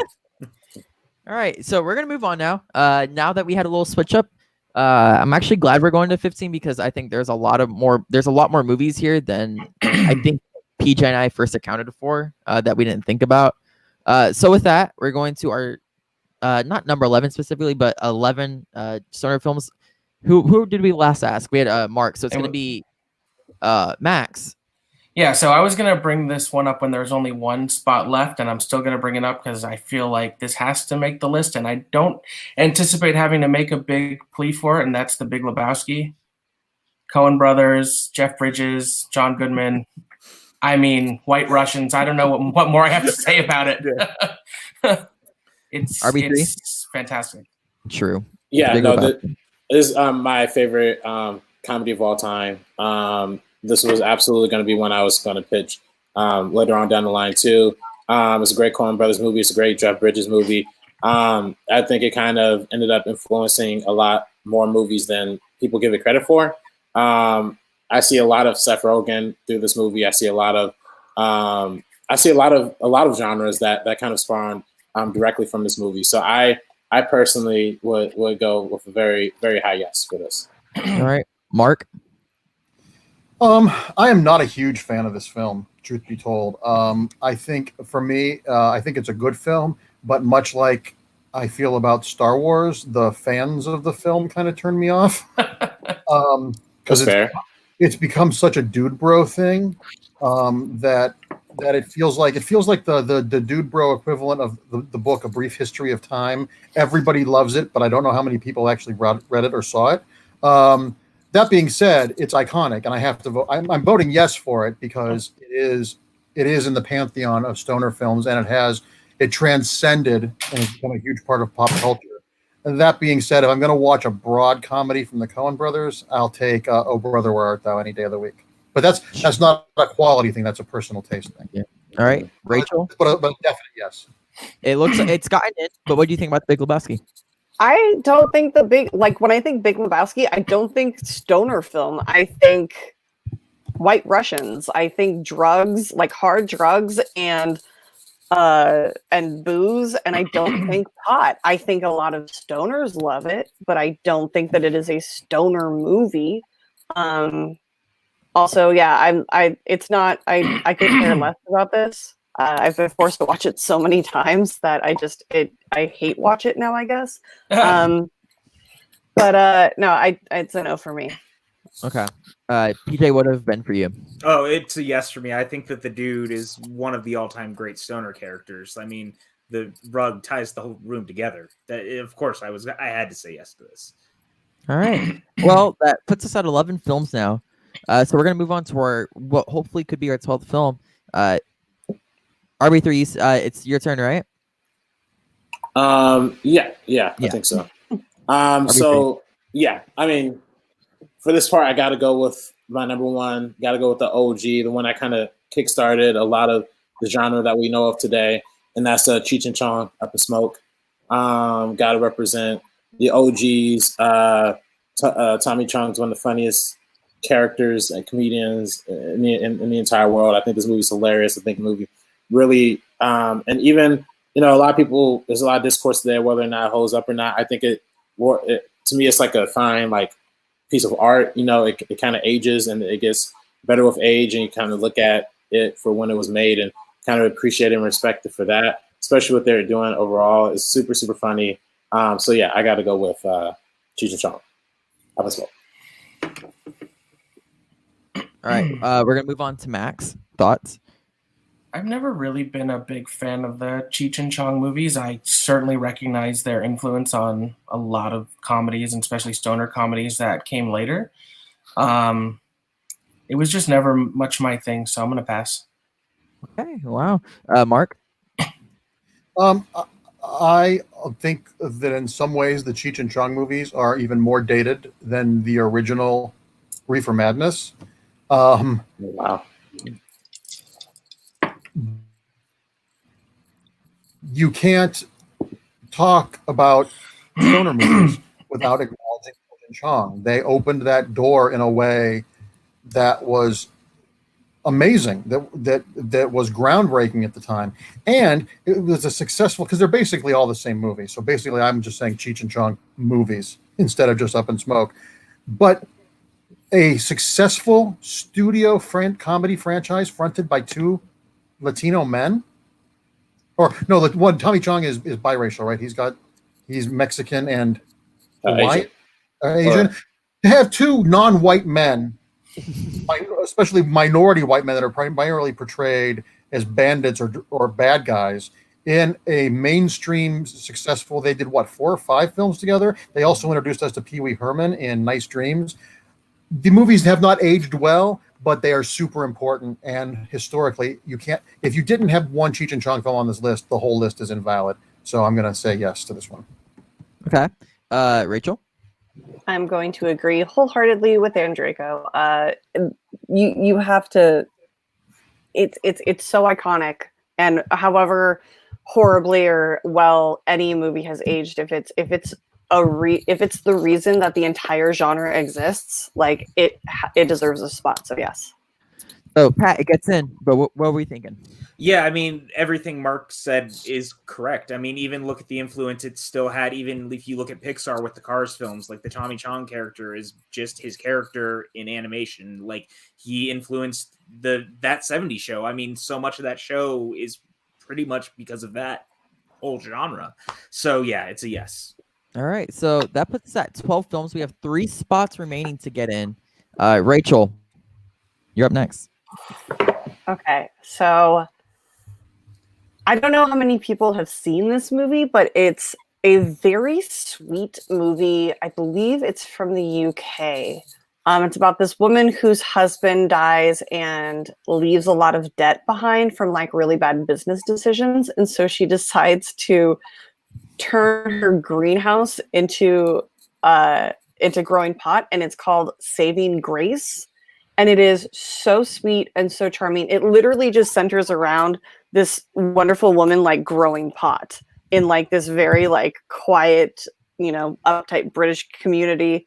And she ends up becoming like a pot dealer. It is the cutest movie, and I absolutely love it. Right. Pat, thoughts? I've actually never seen this, so I have to go now just because I just have no context for it, unfortunately. Wow. Max? Yeah, unfortunately, I'm in the same boat as PJ. I haven't seen this movie, so I would be remiss to go one way or the other. RB3. I actually have seen this movie, and I do agree, Rachel. It is really sweet. It is really wonderful. It does center around product, but at its heart, it's a really like sweet and heartwarming story. So yeah, I actually am going to vote yes for this. Wow. Last but not least, Mark, you're the deciding vote. This is a delightful film. This is the full Monty with weed. It was when everybody was, in the late 80s when everything was Die Hard on a milk truck. Everything became full Monty, but with clog dancers. And it's a really, really sweet film. The cast is just fantastic. It's Brenda Blethyn. It's Craig Ferguson. It's Jackie Barrow. It's just a great cast. And it's a really sweet film. And this, I'm going to vote yes for this because 9 to 5 isn't on the list. This film scratches the same itch for me that 9 to 5 does. It's a film where pot is an inciting factor, but it's not the way you think it's going to be. And it's the kind of film about pot you can watch with your grandparents and your kids. So I'm going to vote yes. I definitely plan to watch it soon. It really sounds like I would enjoy it. Yeah, it's really endearing. Monty about weed. It's that. That's great. I love the full Monty. It's along the same lines of sweetness of Calendar Girls, if you've ever seen that one. I like Calendar Girls, yeah. Yeah. So the Craig Ferguson name drop did it for me. Wait, you like Craig Ferguson, PJ? No way. No. I know. PJ, I was on Celebrity Name Game as a contestant when he hosted it. I remember that because I watched it because I loved him so much. Like I just think he's very funny. So that Gabby Hoffman cost me $25,000. I know. Never forget. That puts us at 2 movies left. PJ, you're up next. All right. So I guess I feel like this movie kind of has to get name dropped in this conversation, but it's weird because I've seen it come up a few times in the chat, and it's a movie that people keep calling a stoner film, but I've never really seen it as a stoner film. And that was Bill and Ted's Excellent Adventure. That to me, it's become a staple of the genre, I guess, but it's funny because you never see them get high or anything throughout the film. But for that reason, because people see it as a part of this universe, I guess I feel we have to at least mention it and see if it'll get on. Okay. Max? Yeah, when you said I should be on this show, these movies did cross my mind, but because certainly they behave in like sort of stereotypical stoner, surfer, clueless vibes, but as you said, you never see him smoke weed. Weed is not really a part of the movie. So I love them, but I'm going to say no. All right. RB3, Bill and Ted's. I feel the exact same way. I do love Bill and Ted and Bill and Ted 2. I think they're really funny movies. I think this is one of those examples of like the stereotype of these characters of stoner characters carrying over into something that isn't necessarily that per se. Right. So I personally have a hard time putting it on this list. That being said, I still really enjoy it overall. So, but I probably go no for this list. RB3 getting some love in the chat. We got Mark, Bill and Ted's Excellent Adventure. Does it get a life preserver out here, or does it just? No, I see the logic in that, but acting like stoners isn't stoners.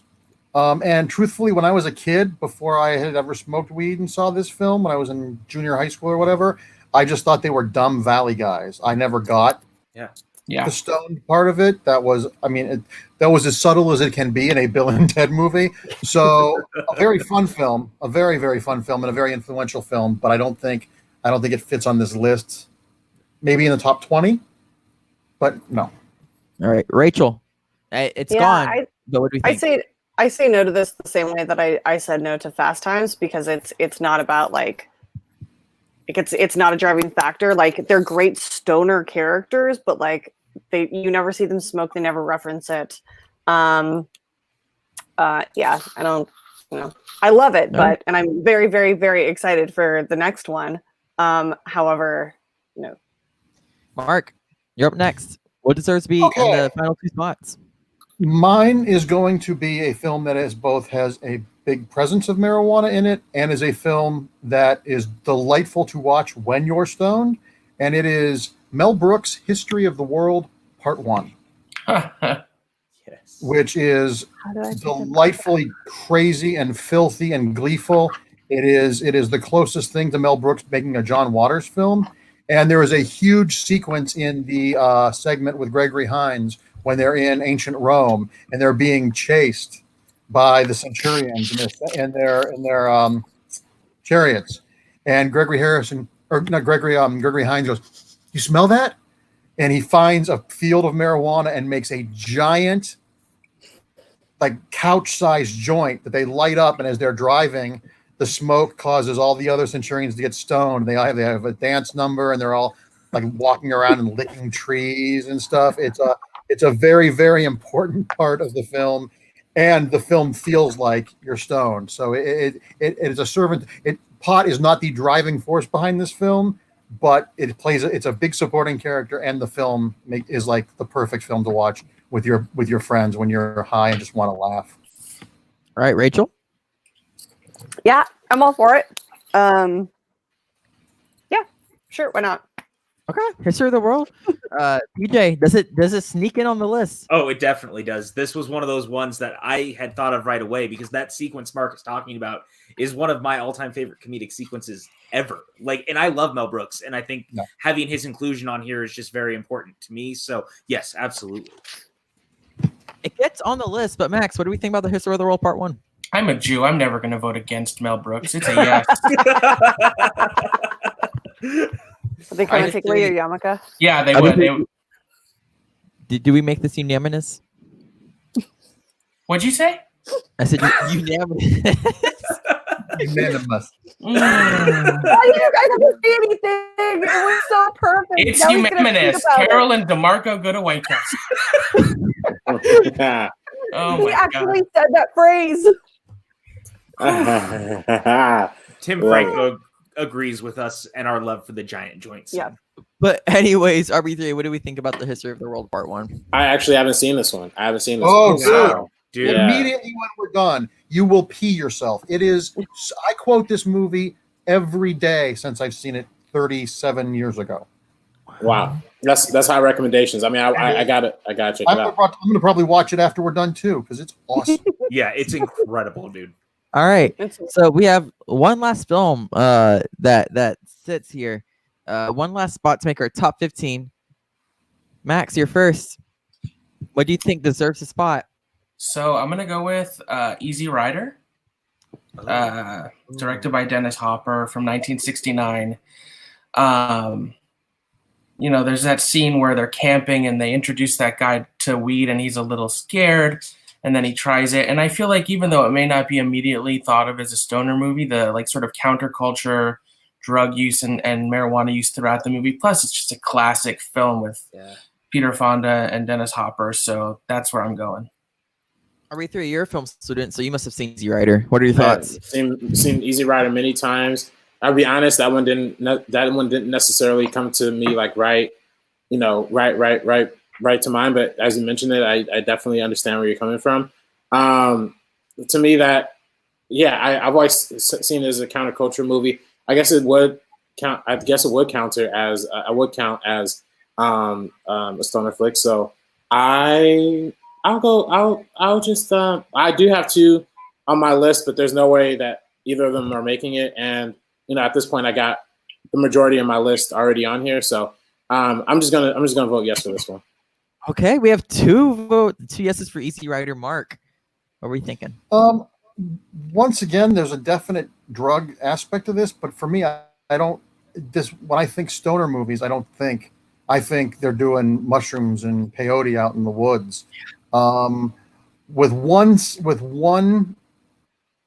slot left, I'm curious to see what everybody else still has because this doesn't feel with one slot left like it should be there. Rachel, does Easy Rider get in? I mean, it does have that one scene with Nicholson smoking it, right? Mm-hmm. But that was big. That came out like right after Shining. Is that right? No, this is before. Before. But this is that's right. It wasn't after. It was the start of his like super rise to fame, and the fact that it happened with that scene. Yeah, I'm gonna go. Yeah. Oh, so it gets in. PJ, would you have voted in Easy Rider? Yeah, I don't see why not. I think our top 15 has become very interesting in its inclusion as like one of the original counterculture films of that time, especially with who it put on the map. It's hard to kind of argue, and I think that as we've talked about with even like Fast Times, and we've also talked about with Dazed and Confused, they're very seminal parts of a very specific time, and they kind of all put very specific people on the map that changed this cinema each time. So I think that's a good thing to kind of have on here. I do have to say, I've seen Easy Rider once, but that scene in New Orleans where they're all tripping so hard on acid, I actually ended up visiting that exact cemetery, and like you can just imagine like how they shot that and the absolute insanity that film is. So Easy Rider, very interesting choice. Probably one of the most like different films that we have on the list, but we have our 15 films now. I'm gonna run through them. I'm going to put them in the private chat here so you guys can see the different films. So whenever we go through and actually make our top 15, you guys are ready for this. But before we do that, we're going to go through everyone's top 10 lists. So if there's some films that didn't get shout out, you guys now have your chance to talk about them really quick, and then we'll get into our top 15. So Max, your top 10, what is it? Pretty much everything on my list made it miraculously. A couple other ones I might have mentioned if we had kept going was True Romance. Not necessarily an overt stoner film, but it has an iconic and great stoner performance from Brad Pitt. Idle Hands is a horror movie, but also has some great stoner stuff in it. And I also, in the horror genre, briefly thought about Cabin in the Woods just because I love the stoner character in that, and he's such a big part of the film and why I think it works. That's about the only other ones I would immediately think to mention. All right, RB3. Like Max said, pretty much all of them made my list. The only ones that didn't, pretty much all of my list is pretty much represented here. The only ones that didn't make the list that I had were The Night Before. I also had Knocked Up, for the sake of like the romantic comedy angle of it, and I also had The Beach Bum with Matthew McConaughey. That was another one I had too, but Jimmy Buffett's in that one too. Yeah, exactly. Yeah. So that one was I knew neither of those were going to make it, so I didn't. I'm kind of glad we didn't end up getting around to talking about them. But I think this is a much stronger list. So I really dig it. Mark, top 10. Most 5 of mine made it in there, and I'll echo what RB3 said. This list, I think, there's literally a film for everyone in your life on this list. I don't love all these films, but it's not about that. It's about the most expansive thing of this genre, and I think it's a really strong list. And there's some things that I haven't seen in a long time. Like I forgot how much I like Friday. I need to go back and revisit it. I've always wanted to do a mashup of Friday and Friday the 13th. It's like it's a bunch of black guys smoking weed, and Jason shows up and they get in the car and leave, and that's the end of the movie. I really want that to happen. Oh my god! Because let's make it white right people now. are stupid. White people walk towards the killer. Mm-hmm. Yeah. But the other ones on my list, transitionally enough, is Friday the 13th, the original, because there's that great scene where they play strip Monopoly. True. And they get stoned. And that as a 10-year-old kid, I was like, what is strip Monopoly? What is that stuff? And it's helped set up the trope of if you have sex or you do drugs, you die. Sure. Another movie would be Romancing the Stone, because there's that great scene when they are taking shelter in the crashed drug plane and they start burning the marijuana for fire. Mm-hmm. And once again, it's not what the movie's about, but it's an important scene because it's funny and honest and it doesn't demonize. It's not like a judgy drug scene. It's another scene that's like, calm down. This is better for you than whiskey. So, and it's one of the best movies ever made as well. Another one is an Ang Lee film that people forget that I don't know why it's forgotten, because it's a delightful film and features some great performances. Taking Woodstock. Oh yeah. A movie that no one saw. Yes. That that's in my top 5 of all time for Ang Lee. What's her name? The woman who plays in Harry Potter, the cat lady. McGonagall? Dolores Umbridge. What's that actress's name? Oh, Imelda Staunton. Imelda Staunton plays Dimitri Martin's mom. And it's about this kid, Dimitri Martin, who is back in Woodstock, and he's trying to be on the city council and make it a city. And then the Woodstock event happens, and he brings that there. And his parents are European immigrants who run a hotel. And for a film that didn't cost a lot of money, the expanse and the scope and the immensity of Woodstock, it's just. I would recommend watching this and the documentary Woodstock because they both feel the same. And it's a very fun, sweet film that has great acting. It's Ang Lee, and Pot is ever present in the film. And then 9 to 5, obviously. And then my very last one, which is kind of along the Valley of the Dolls submission, is a film that features marijuana use, but was also everyone who made this film was stoned the entire time they made it. And that's John Waters' classic shock film, Pink Flamingos. Yeah. Oh my god. Yeah. Good Absolutely. shout. Rachel, for some omissions that you think that should have been on? Yeah, it actually hit me right after I made my last pitch, and that is Super Troopers. How did we forget Super Troopers, guys? I didn't forget it. Real quick, too, I just want to shout out Matt Beer, who has been in the chat, just donated to the Streamlabs account. So thank you, Matt Beer, for doing that. Shout out to Matt Beer, man. He's constantly been donating. One of our biggest supporters. I actually really do appreciate it. He said most specifically, it's the most wonderful day of the year. So shout out to Matt Beer.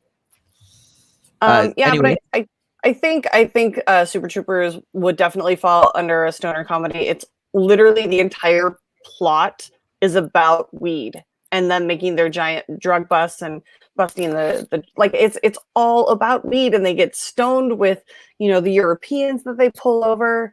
So I'm sad we forgot about that one. I did have hands like down on the list. And one that I can't remember if they actually get stoned or if it's the Bill and Ted effect where they're just dumb and you think that they're stoned, and that would be Dude, Where's My Car? Oh, they're stoned. Are they stoned? Because I can't remember them ever like actually lighting up. So like that's the issue. It's been so long since I've seen it though. Like I don't like it's not that I don't remember, it's like I legit don't remember. But yeah, that those three would have been on my list. All right, PJ, last but not least. There was a couple that I thought about. One that it's not like hugely a part of the movie, but there's a great sequence involving someone being very, very stoned. And that's Empire Records. That's a movie that I hold very near and dear to my heart. And that sequence alone is one of my favorites. And then actually, weirdly enough, just a movie that I thought about putting on more because it was so different than I thought anything else on here would be. And that was The Gentleman. Guy Ritchie's new film, because it's so prominently about weed, but in like a mafia type setting. And I know that, his movies are very hit and miss for people. Cause I believe Mark, if you and I talked about it, I don't think you were a huge fan of it, but it was a movie I thought about. I'm a fan of pieces of it, but it's right. Guy Ritchie films. Yeah, totally. And so, but there was a part of me that was like, yeah, maybe, but there was no way I thought it would really make the list. I forgot one. And did anybody say The Breakfast Club? No. Oh my God. Now, I will say this before you start coming at us. There is problematic stuff in The Breakfast Club. Yes. Judd Nelson does sexually assault Molly Ringwald. There are no people of color. It is the 80s. That's not an excuse, but it's contextualizing it. But that weed scene is the first scene where all the kids let their guard down and become friends they can't when they're in the regular school day. And there's an actual that scene is once again a catalyst for the movie. If Judd Nelson's character didn't bring that weed and that scene wasn't in the movie, it's an entirely different film. So I do acknowledge the problematic parts of this film, but it is an important film. I'm sorry. I was gonna say I do agree. I did think about The Breakfast Club. The only thing that kind of like I was always throwing me off about that scene It's like they would have totally got caught. They would have totally got caught in real life. Like that's the only thing that's ever really like rubbed me the wrong way about like that whole sequence. But yeah, no, it's totally that deserves to be in the conversation too. So we're now going to jump into our top 15 stoner movies of all time. Here's how this is going to work. We're going to start with PJ, who's going to be on my right, left, whatever. And we're going to go to Max, and then we're going to go RB3, to Mark, and then to Rachel. And what we're going to do is what you guys think the number 15 film of the number 15 stoner film of all time should be. You guys just tell me. And then if there's like by chance, if there's some crossover, like if two of you guys think for whatever reason it's half-baked, then half-baked it is. But like let's say two of you think it's half-baked and two of you think it's The Big Lebowski, then I'll be the deciding vote in that. Cool? Makes sense? Cool. Mm-hmm. All right, so we're going to start with our number 15 film.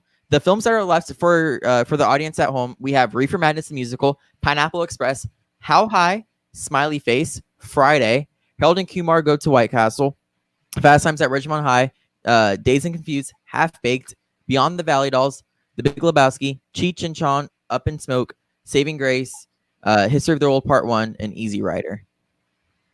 Cool. That makes 15. So, with that, PJ, so I think just because I haven't seen Saving Grace, I have to put Saving Grace as my number 15 strictly just because I don't have any context for it. All right. Max, you're number 15. I'm in the same boat. I haven't seen Saving Grace, so 15 works. Rachel. Oh, sorry, RB3. I was personally going to say Fast Times at Ridgemont High.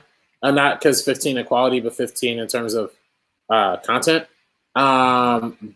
Content of stonerisms. So yeah, I was gonna put that as 15, but I could see the Saving Grace argument too. Mark, what's your 15? I'm going with Easy Rider because I think that it is a part of it, but I'm trying to think of films when I hear their name. Weed is one of the first 2 or 3 things I think of, and this is an important film, and but that's not. It doesn't come up as that for me. Right. And then Rachel, you're 15. I was actually going to go Easy Rider as well. So wow. So we have a split vote, which puts me at the deciding fact. We have Saving Grace and Easy Rider. Wiltz, I've seen Easy Rider and I've been pitched on Saving Grace. I do think the 15th spot should belong to Easy Rider because when I think that movie, I always go back to that one scene where they're tripping on acid, not where they're high for a better part of the movie. So we're going to go Easy Rider for the number 15 spot. So that puts us at a our really good movie, guys. I'm excited for you guys to see it. Saving Grace is gonna be a lot of fun. So number 14, PJ, what do you got? That was me already. So Max.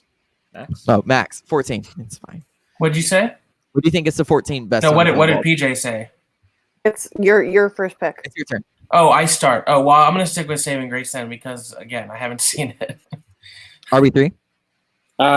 Just for since the vote was already split with Saving Grace, I guess I'll put that as number 14. Okay. Mark? I'm going to go with Smiley Face because even though it's a big part of the film, I think it's the least well-made film on the list. So I'm going to put that at 14. All right. Rachel? I was going to put History of the World Part 1, but I mean, we already know what it's going to be. So. And then PJ? I'm have to go Saving Grace still, just out of the sheer fact I haven't seen it. Saving Grace, but even at that 14, great spot for it. Now, RB3, what do you think is the 13th best stoner film of all time? Like I mentioned before, I haven't seen Smiley Face, so I don't have much of an opinion on that one. That being said, I mean, if it's a question of quality, I'm not sure what the quality is like, but if it's lower quality as compared to other ones, then I'll probably put that one as my number 13. Smiley Face. Mark? Yep, Smiley Face for all the reasons I said before. Rachel? Yeah, I forgot that I hadn't seen Smiley Face, so Smiley Face. All right. And then Max? Yeah, I'm good with Smiley Face at 13. PJ? Yeah, I was going to go with Smiley Face. Oh, unanimous again. I hope I said that right. You did. Did you say, what did you say, Pischetti and Crocodile? It's like the best little gift. It's so sweet. Every single time. At number 12, Mark, What are we going for the 12th best stoner movie of all time? You pronouncing that word. I'd much rather I'll watch that. That's the new dramatic chipmunk for me. We're gonna clip that out, and I'm gonna send it to Mark later. Okay, that's remaining. I would go with. I'm gonna go with Reefer Madness the musical because it is a remake of Reefer Madness, and I think of the musical and the original hit should be on this list. So I'm gonna vote for that one. Okay. Rachel. I'm gonna stick with History of the World Part 1. Okay. PJ. I'm good with Reefer Madness. I think that Mark makes an excellent point, so I'm good with it being there. Max. I would have gone Up in Smoke. Up in Smoke. RB3. Yeah, I would only. I'm just knocking out the ones that I haven't seen. So yeah, Reefer Madness. I also haven't seen Reefer Madness the musical. I'm sorry. So yeah, I'd probably put that as my number. Folks. All right. So our last movie to round out our bottom 5. PJ. No, not PJ. Sorry, Rachel. What do you got for us? Wait, that was Reefer Madness the musical? Yeah. Yeah. Okay. I'm gonna stick with History of the World Part 1. Okay. PJ. I'll go ahead and Cheech and Chong. I think that it being in the top 15 is good. I don't necessarily think it needs to be top 10 altogether. So I'm comfortable with that in that spot. Okay. Max. Yeah, I'm gonna stick with Up in Smoke. I agree with PJ. RB3. Just to make things complicated, and just for the fact that I haven't seen History of the World Part 1, I'm also going to put History of the World Part 1. Mark, you put History of the World on the list, but what is it going to be? Cheech and Chong or History of the World? It's going to be the historically important but not aging well Cheech and Chong. All right. So that rounds up our bottom 5. I'm going to drop it in the private chat for you guys here to see what we've crossed out. And then we're going to jump into our top 10 stoner films of all time. Hopefully I can learn how to say the cursed word because I think we're going to have some more of those decisions coming up soon. But with that, unanimous. Nice. Don't take this from me. You, as in like a female sheep, you, Nan, the thing British people call their grandmas, and Imus, like Don Imus, the pre-Howard Stern Howard Stern. You, Nan, Imus. That was a great way of breaking it. Pretty down. good. I feel like Henry Higgins suddenly. I love that. Namely on the unanimous plane. All right, so for the audience at home, we have number 11, Cheech and Chong. Number 12, Reefer Madness the musical. Number 13, Smiley Face. Number 14, Saving Grace. Number 15, Easy Rider. And what is left on the list, we have Pineapple Express, How High, Friday, Harold and Kumar Go to White Castle, Fast Times at Ridgemont High, Dazed and Confused, Half Baked, Beyond the Valley Dolls, The Big Lebowski, and The History of the World Part 1. So, since we've gotten 5 films down, we start with PJ. What do you got for the 10th best musical of all time? Not musical. I was like, musical. We did that last night. I guess I'll go ahead and go with. I'm really, really happy History of the World has made it as far as it has, and I feel like it's coming up against 2 people who are going to vote for it already. I'm really happy it even got into the top 10, so I'll vote History of the World. All right. Max, what do you got? I would have gone Half Baked. Interesting. RB3. Again, just merely not based on quality or anything like that, just merely for the fact that I haven't personally seen it. I'll go History of the World Part 1 as well. Okay. Mark? Yeah, and I'm going to go History of the World Part 1 as well. I'm glad it's high up the list, but looking at the list, there are other films where it's more prominent. I think it's a huge part in this, but I think that making the top 10 is a win for this one. So. Yeah, for sure. And then Rachel, what would you have picked in the case it didn't hit the top 10? History of the World Part 1. Wow. Yeah, I just don't think that No. it just did. It's the only one unanimous. No, it's another unanimous decision. I didn't vote for it. No. It's not unanimous. Oh. Stop correcting him. Anyways, we're going for number 9. of all time. Max, what do you think it is? Number 9? Yeah. Yes, sir. I'm going to stick with Half Baked. Half Baked. I don't agree with that. But anyways, RB3.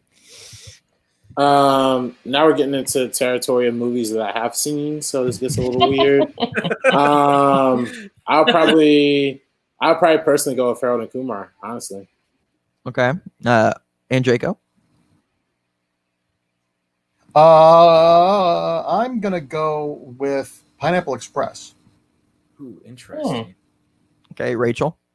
I'm going to go with the only movie that doesn't involve weed. It just makes you feel high, Beyond the Valley of the Dolls.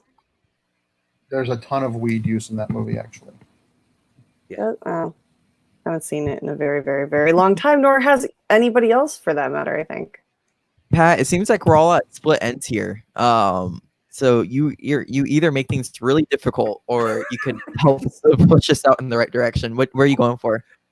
I'm gonna go Half Baked. I'm comfortable with it at the 9 spot. That's disappointing. Anyways, Half Baked hits the 9 spot. If I had like a top 5 stoner films of all time that I've somehow seen, it would have been on there. But shout out to Half Baked. Dave Chappelle does his thing. RB3. What hits our number 9 stoner film of all time? 8, sorry. Number what 8. The hell's wrong? Okay. So I guess I'm contradicting my argument because I do realize that I haven't seen Beyond the Valley of the Dolls, but I do see the historical importance, and I probably think that should probably go on for a little bit longer. So again, probably you guys won't agree, but I'll probably put Harold and Kumar. Harold and Kumar for the number 8 spot from RB3. Mark, what do you got? I'm going to put Beyond the Valley of the Dolls because I do think it's an important movie, and I do think, truthfully, it is like the only cinematic equivalent of feeling high. But all the rest of the plot is they're much more plot forward. So I think 8 for this one works for me. Okay, Rachel. It's going to be Beyond the Valley of the Dolls. PJ. I'll go Beyond the Valley of the Dolls. I think I'm glad that it made it as far as it did. And then Max, Beyond the Valley of the Dolls is our number 8 film, but what would you have put?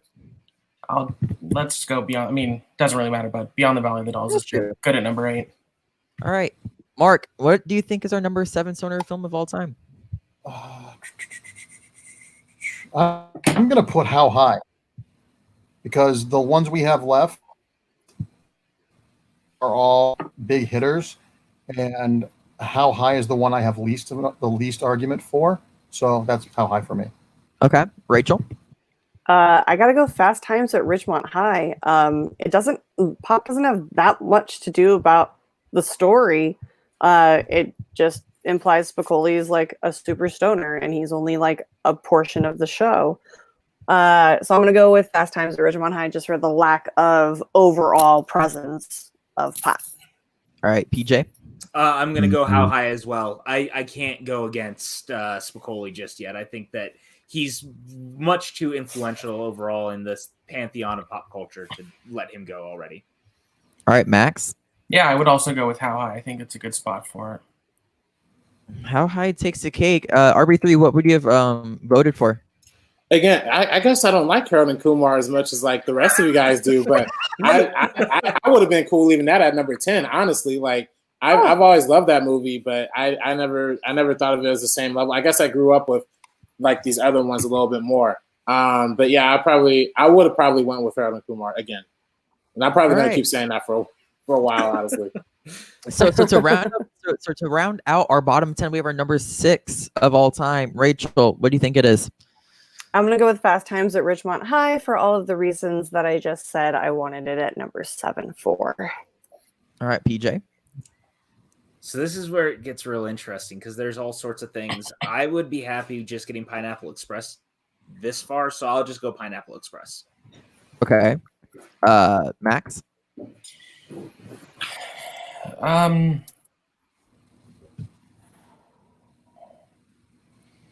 How High hasn't been selected yet, right? No, yeah, we did. That was talked the last about. one. I'm sorry? It was our 7. Oh, it was? Okay, sorry. I had to take a call. So let's go Harold and Kumar. Okay. RB3 gets his chance. Yeah, finally. Yeah, let's go. Yeah, I'll also put Harold and Kumar at that spot as well.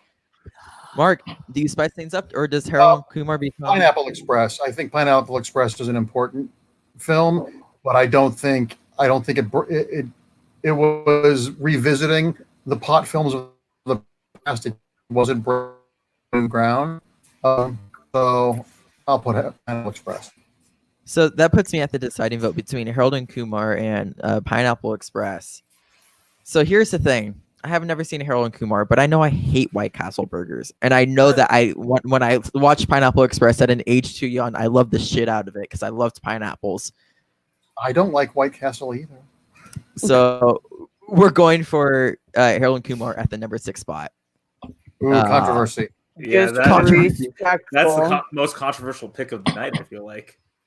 So I'm gonna put the bottom 10 in the private chat so you guys have it. And then I'm gonna don't do that Google Docs. Don't do that Google Docs. There we go. So then you guys have it. Is Harold and Kumar like considered a number 1 film for a lot of people, or it's my number 1. I guess I'm top 5 for me.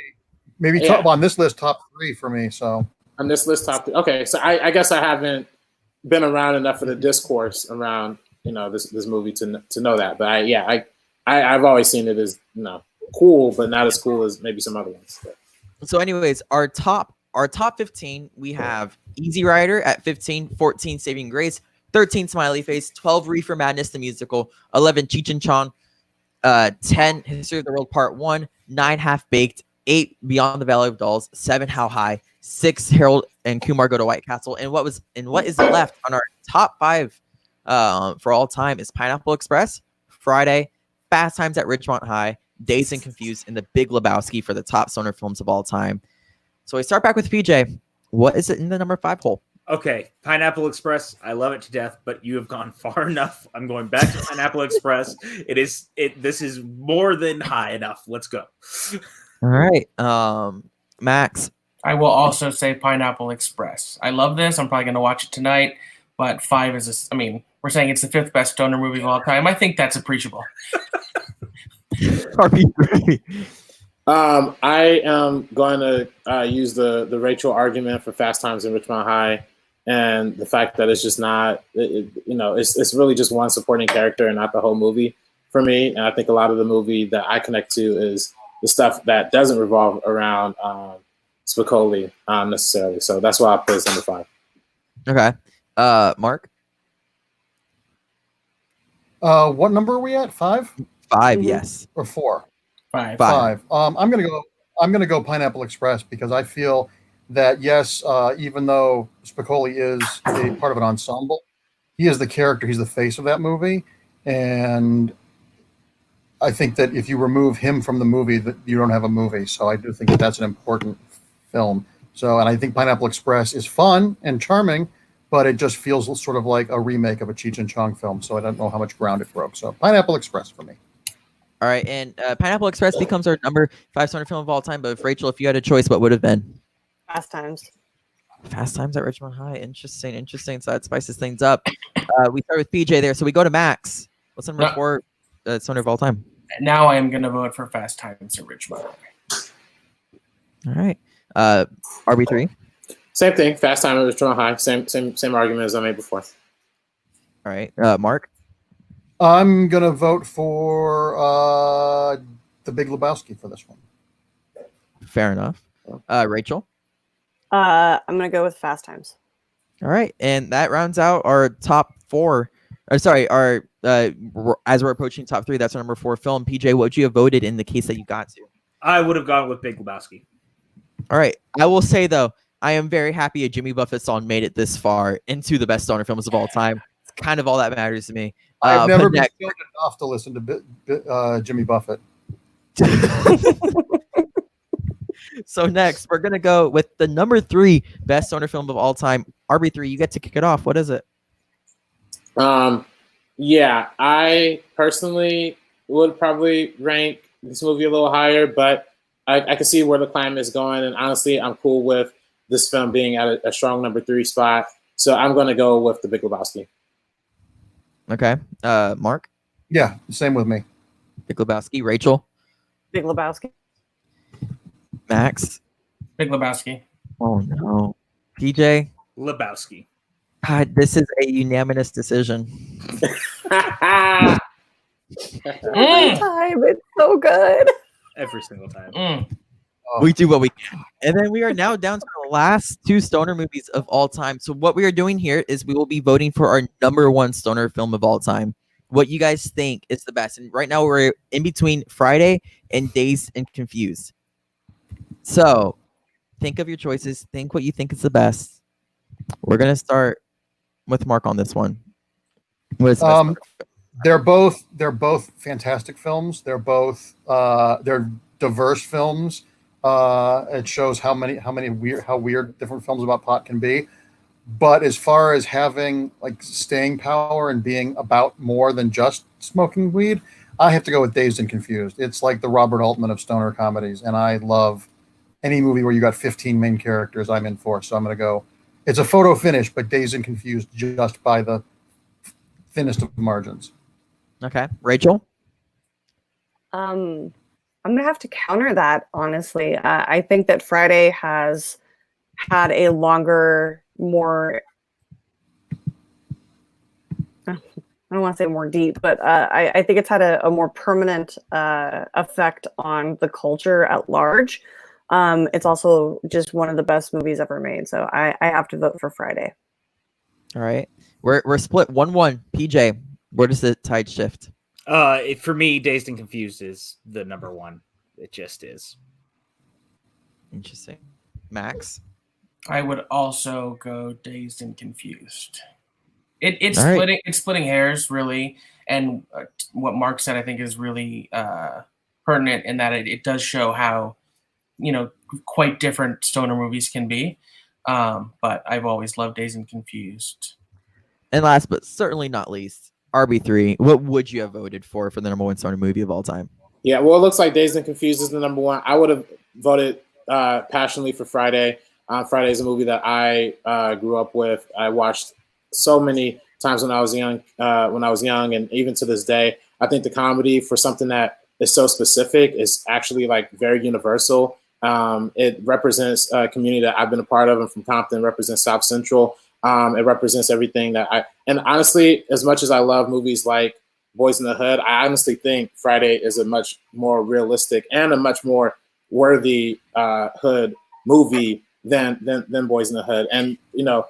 And I think it launched the careers, the acting career. I mean, besides Boys in the Hood with Ice Cube, I think this really put Ice Cube on the map. It made Chris Tucker the star of What's Today. We wouldn't get Rush Hour without Friday. Everything about Friday is just absolutely amazing and pitch perfect. And if we're talking about what's the best, like quote unquote, movie in terms of quality and direction and performances and all that kind of stuff, Dazed and Confused will probably be better on that sense. But at the same time, you got to look at it from like a resources standpoint too. Friday was a relatively low budget when it came out, and it's still like greatly holds up. And like Rachel said, it has this amazing staying power throughout the culture. So I would put Friday. I would have put Friday.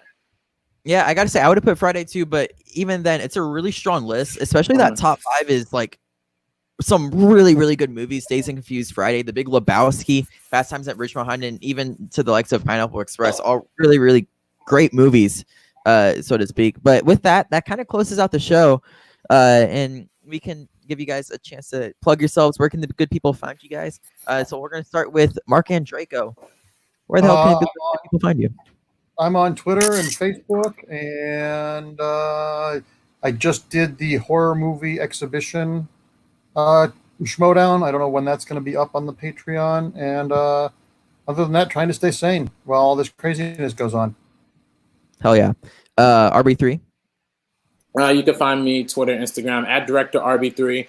Follow the Meaning of podcast on anywhere you can find podcasts, Apple Podcasts, Spotify, Stitcher, anywhere you listen to podcasts, we are there. Also, this is available in video form on our First Cut YouTube channel. And besides the Meaning of podcast, we also have a bunch of movie reviews, video essays. We are having another live stream this Thursday. So if you're not busy Thursday at 5 o'clock, we're going to be doing our live stream then. So tune in, check in, and we're going to have a great time. So hope to see you there.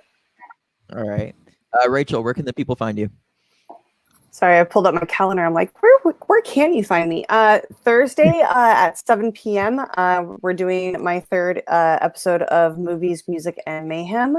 Still waiting to really solidify that last guest. As soon as I find out, I will let you know. Wednesday, I am on Schmoes of the North at 7 p.m. Pacific Standard Time. Tomorrow, I am on the Suddenly Soundtrack show with Chris Clark, I believe, right? Yeah. PJ? And we're talking Mary Poppins, so that's exciting. And then you can follow me on Twitter and Instagram at RM Silvestrini. So that's Suddenly Soundtracks episode for anyone that's interested. Actually premieres next Thursday. It's gonna be myself and Rachel with Chris Clark talking about Mary Poppins. It's one of my favorite musicals of all time. We talked about last night. I think the music's incredible. But last but not least, PJ Campbell, where can the people find you? You guys can find me on Twitter. Max, where can people find you? Apparently they can't. They can't. Really, they cannot. Yeah. Follow me on Twitter at that's the thing below. My Instagram is at Cinemaxwell Inc. And chances are good you can find me on the PJ Campbell Network. Hopefully I can say words right next time. PJ, where can the good people find you? You guys can find me on Twitter and Instagram at PJ_Campbell. Of course, you can find me here pretty much daily doing content with all these fine people here. And I just want to say from the bottom of my heart to RB3, Rachel, Maxwell, and of course, our very special guest, Marc Andreyko. Thank you guys for being here. I miss you guys so much, and I'm really just happy to hang out and do this with you guys.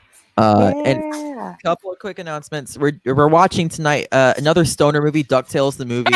If you guys see that at 10 p.m. EST 10 p.m. EST 7 PST. Make sure you guys are there for that. I have an interview with Late to the Party on Famous Last Words. We kind of talk about their success on YouTube and within the Schmoedown. It's a really great interview. Robert and Vanessa are very well-spoken people, and they have some really great advice for those who are trying to start out, especially now in this time. Next, Something Rotten premieres. They're doing Tommy Boy, PJ Campbell, and Frank Janisch. They're covering what PJ thinks is one of the all-time great comedies. And then just look at the schedule, screenshot if you want to know when Suddenly Soundtracks is doing what they're doing. Chris Clark produces one hell of a show.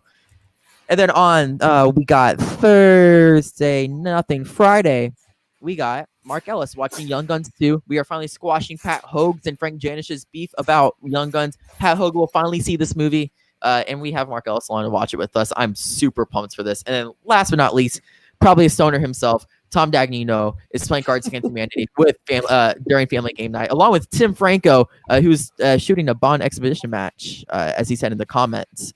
So keep your eyes open for all that. And again, thank you so much for joining us, Max, RB3, Mark, Rachel, and PJ. It was been one hell of a time hearing you guys talk about stoner films, because now I have a bunch of new shit I'm gonna go watch. So again, appreciate all of that. And with that, I bid adieu, guys. See y'all later. Bye. Please leave this office. Do we get any sort of souvenir? Get out of my office! I'll be back. I gotta pay. Throw me a frickin' bone here. I'm the boss. Need the info. Shut the fuck up, Donnie.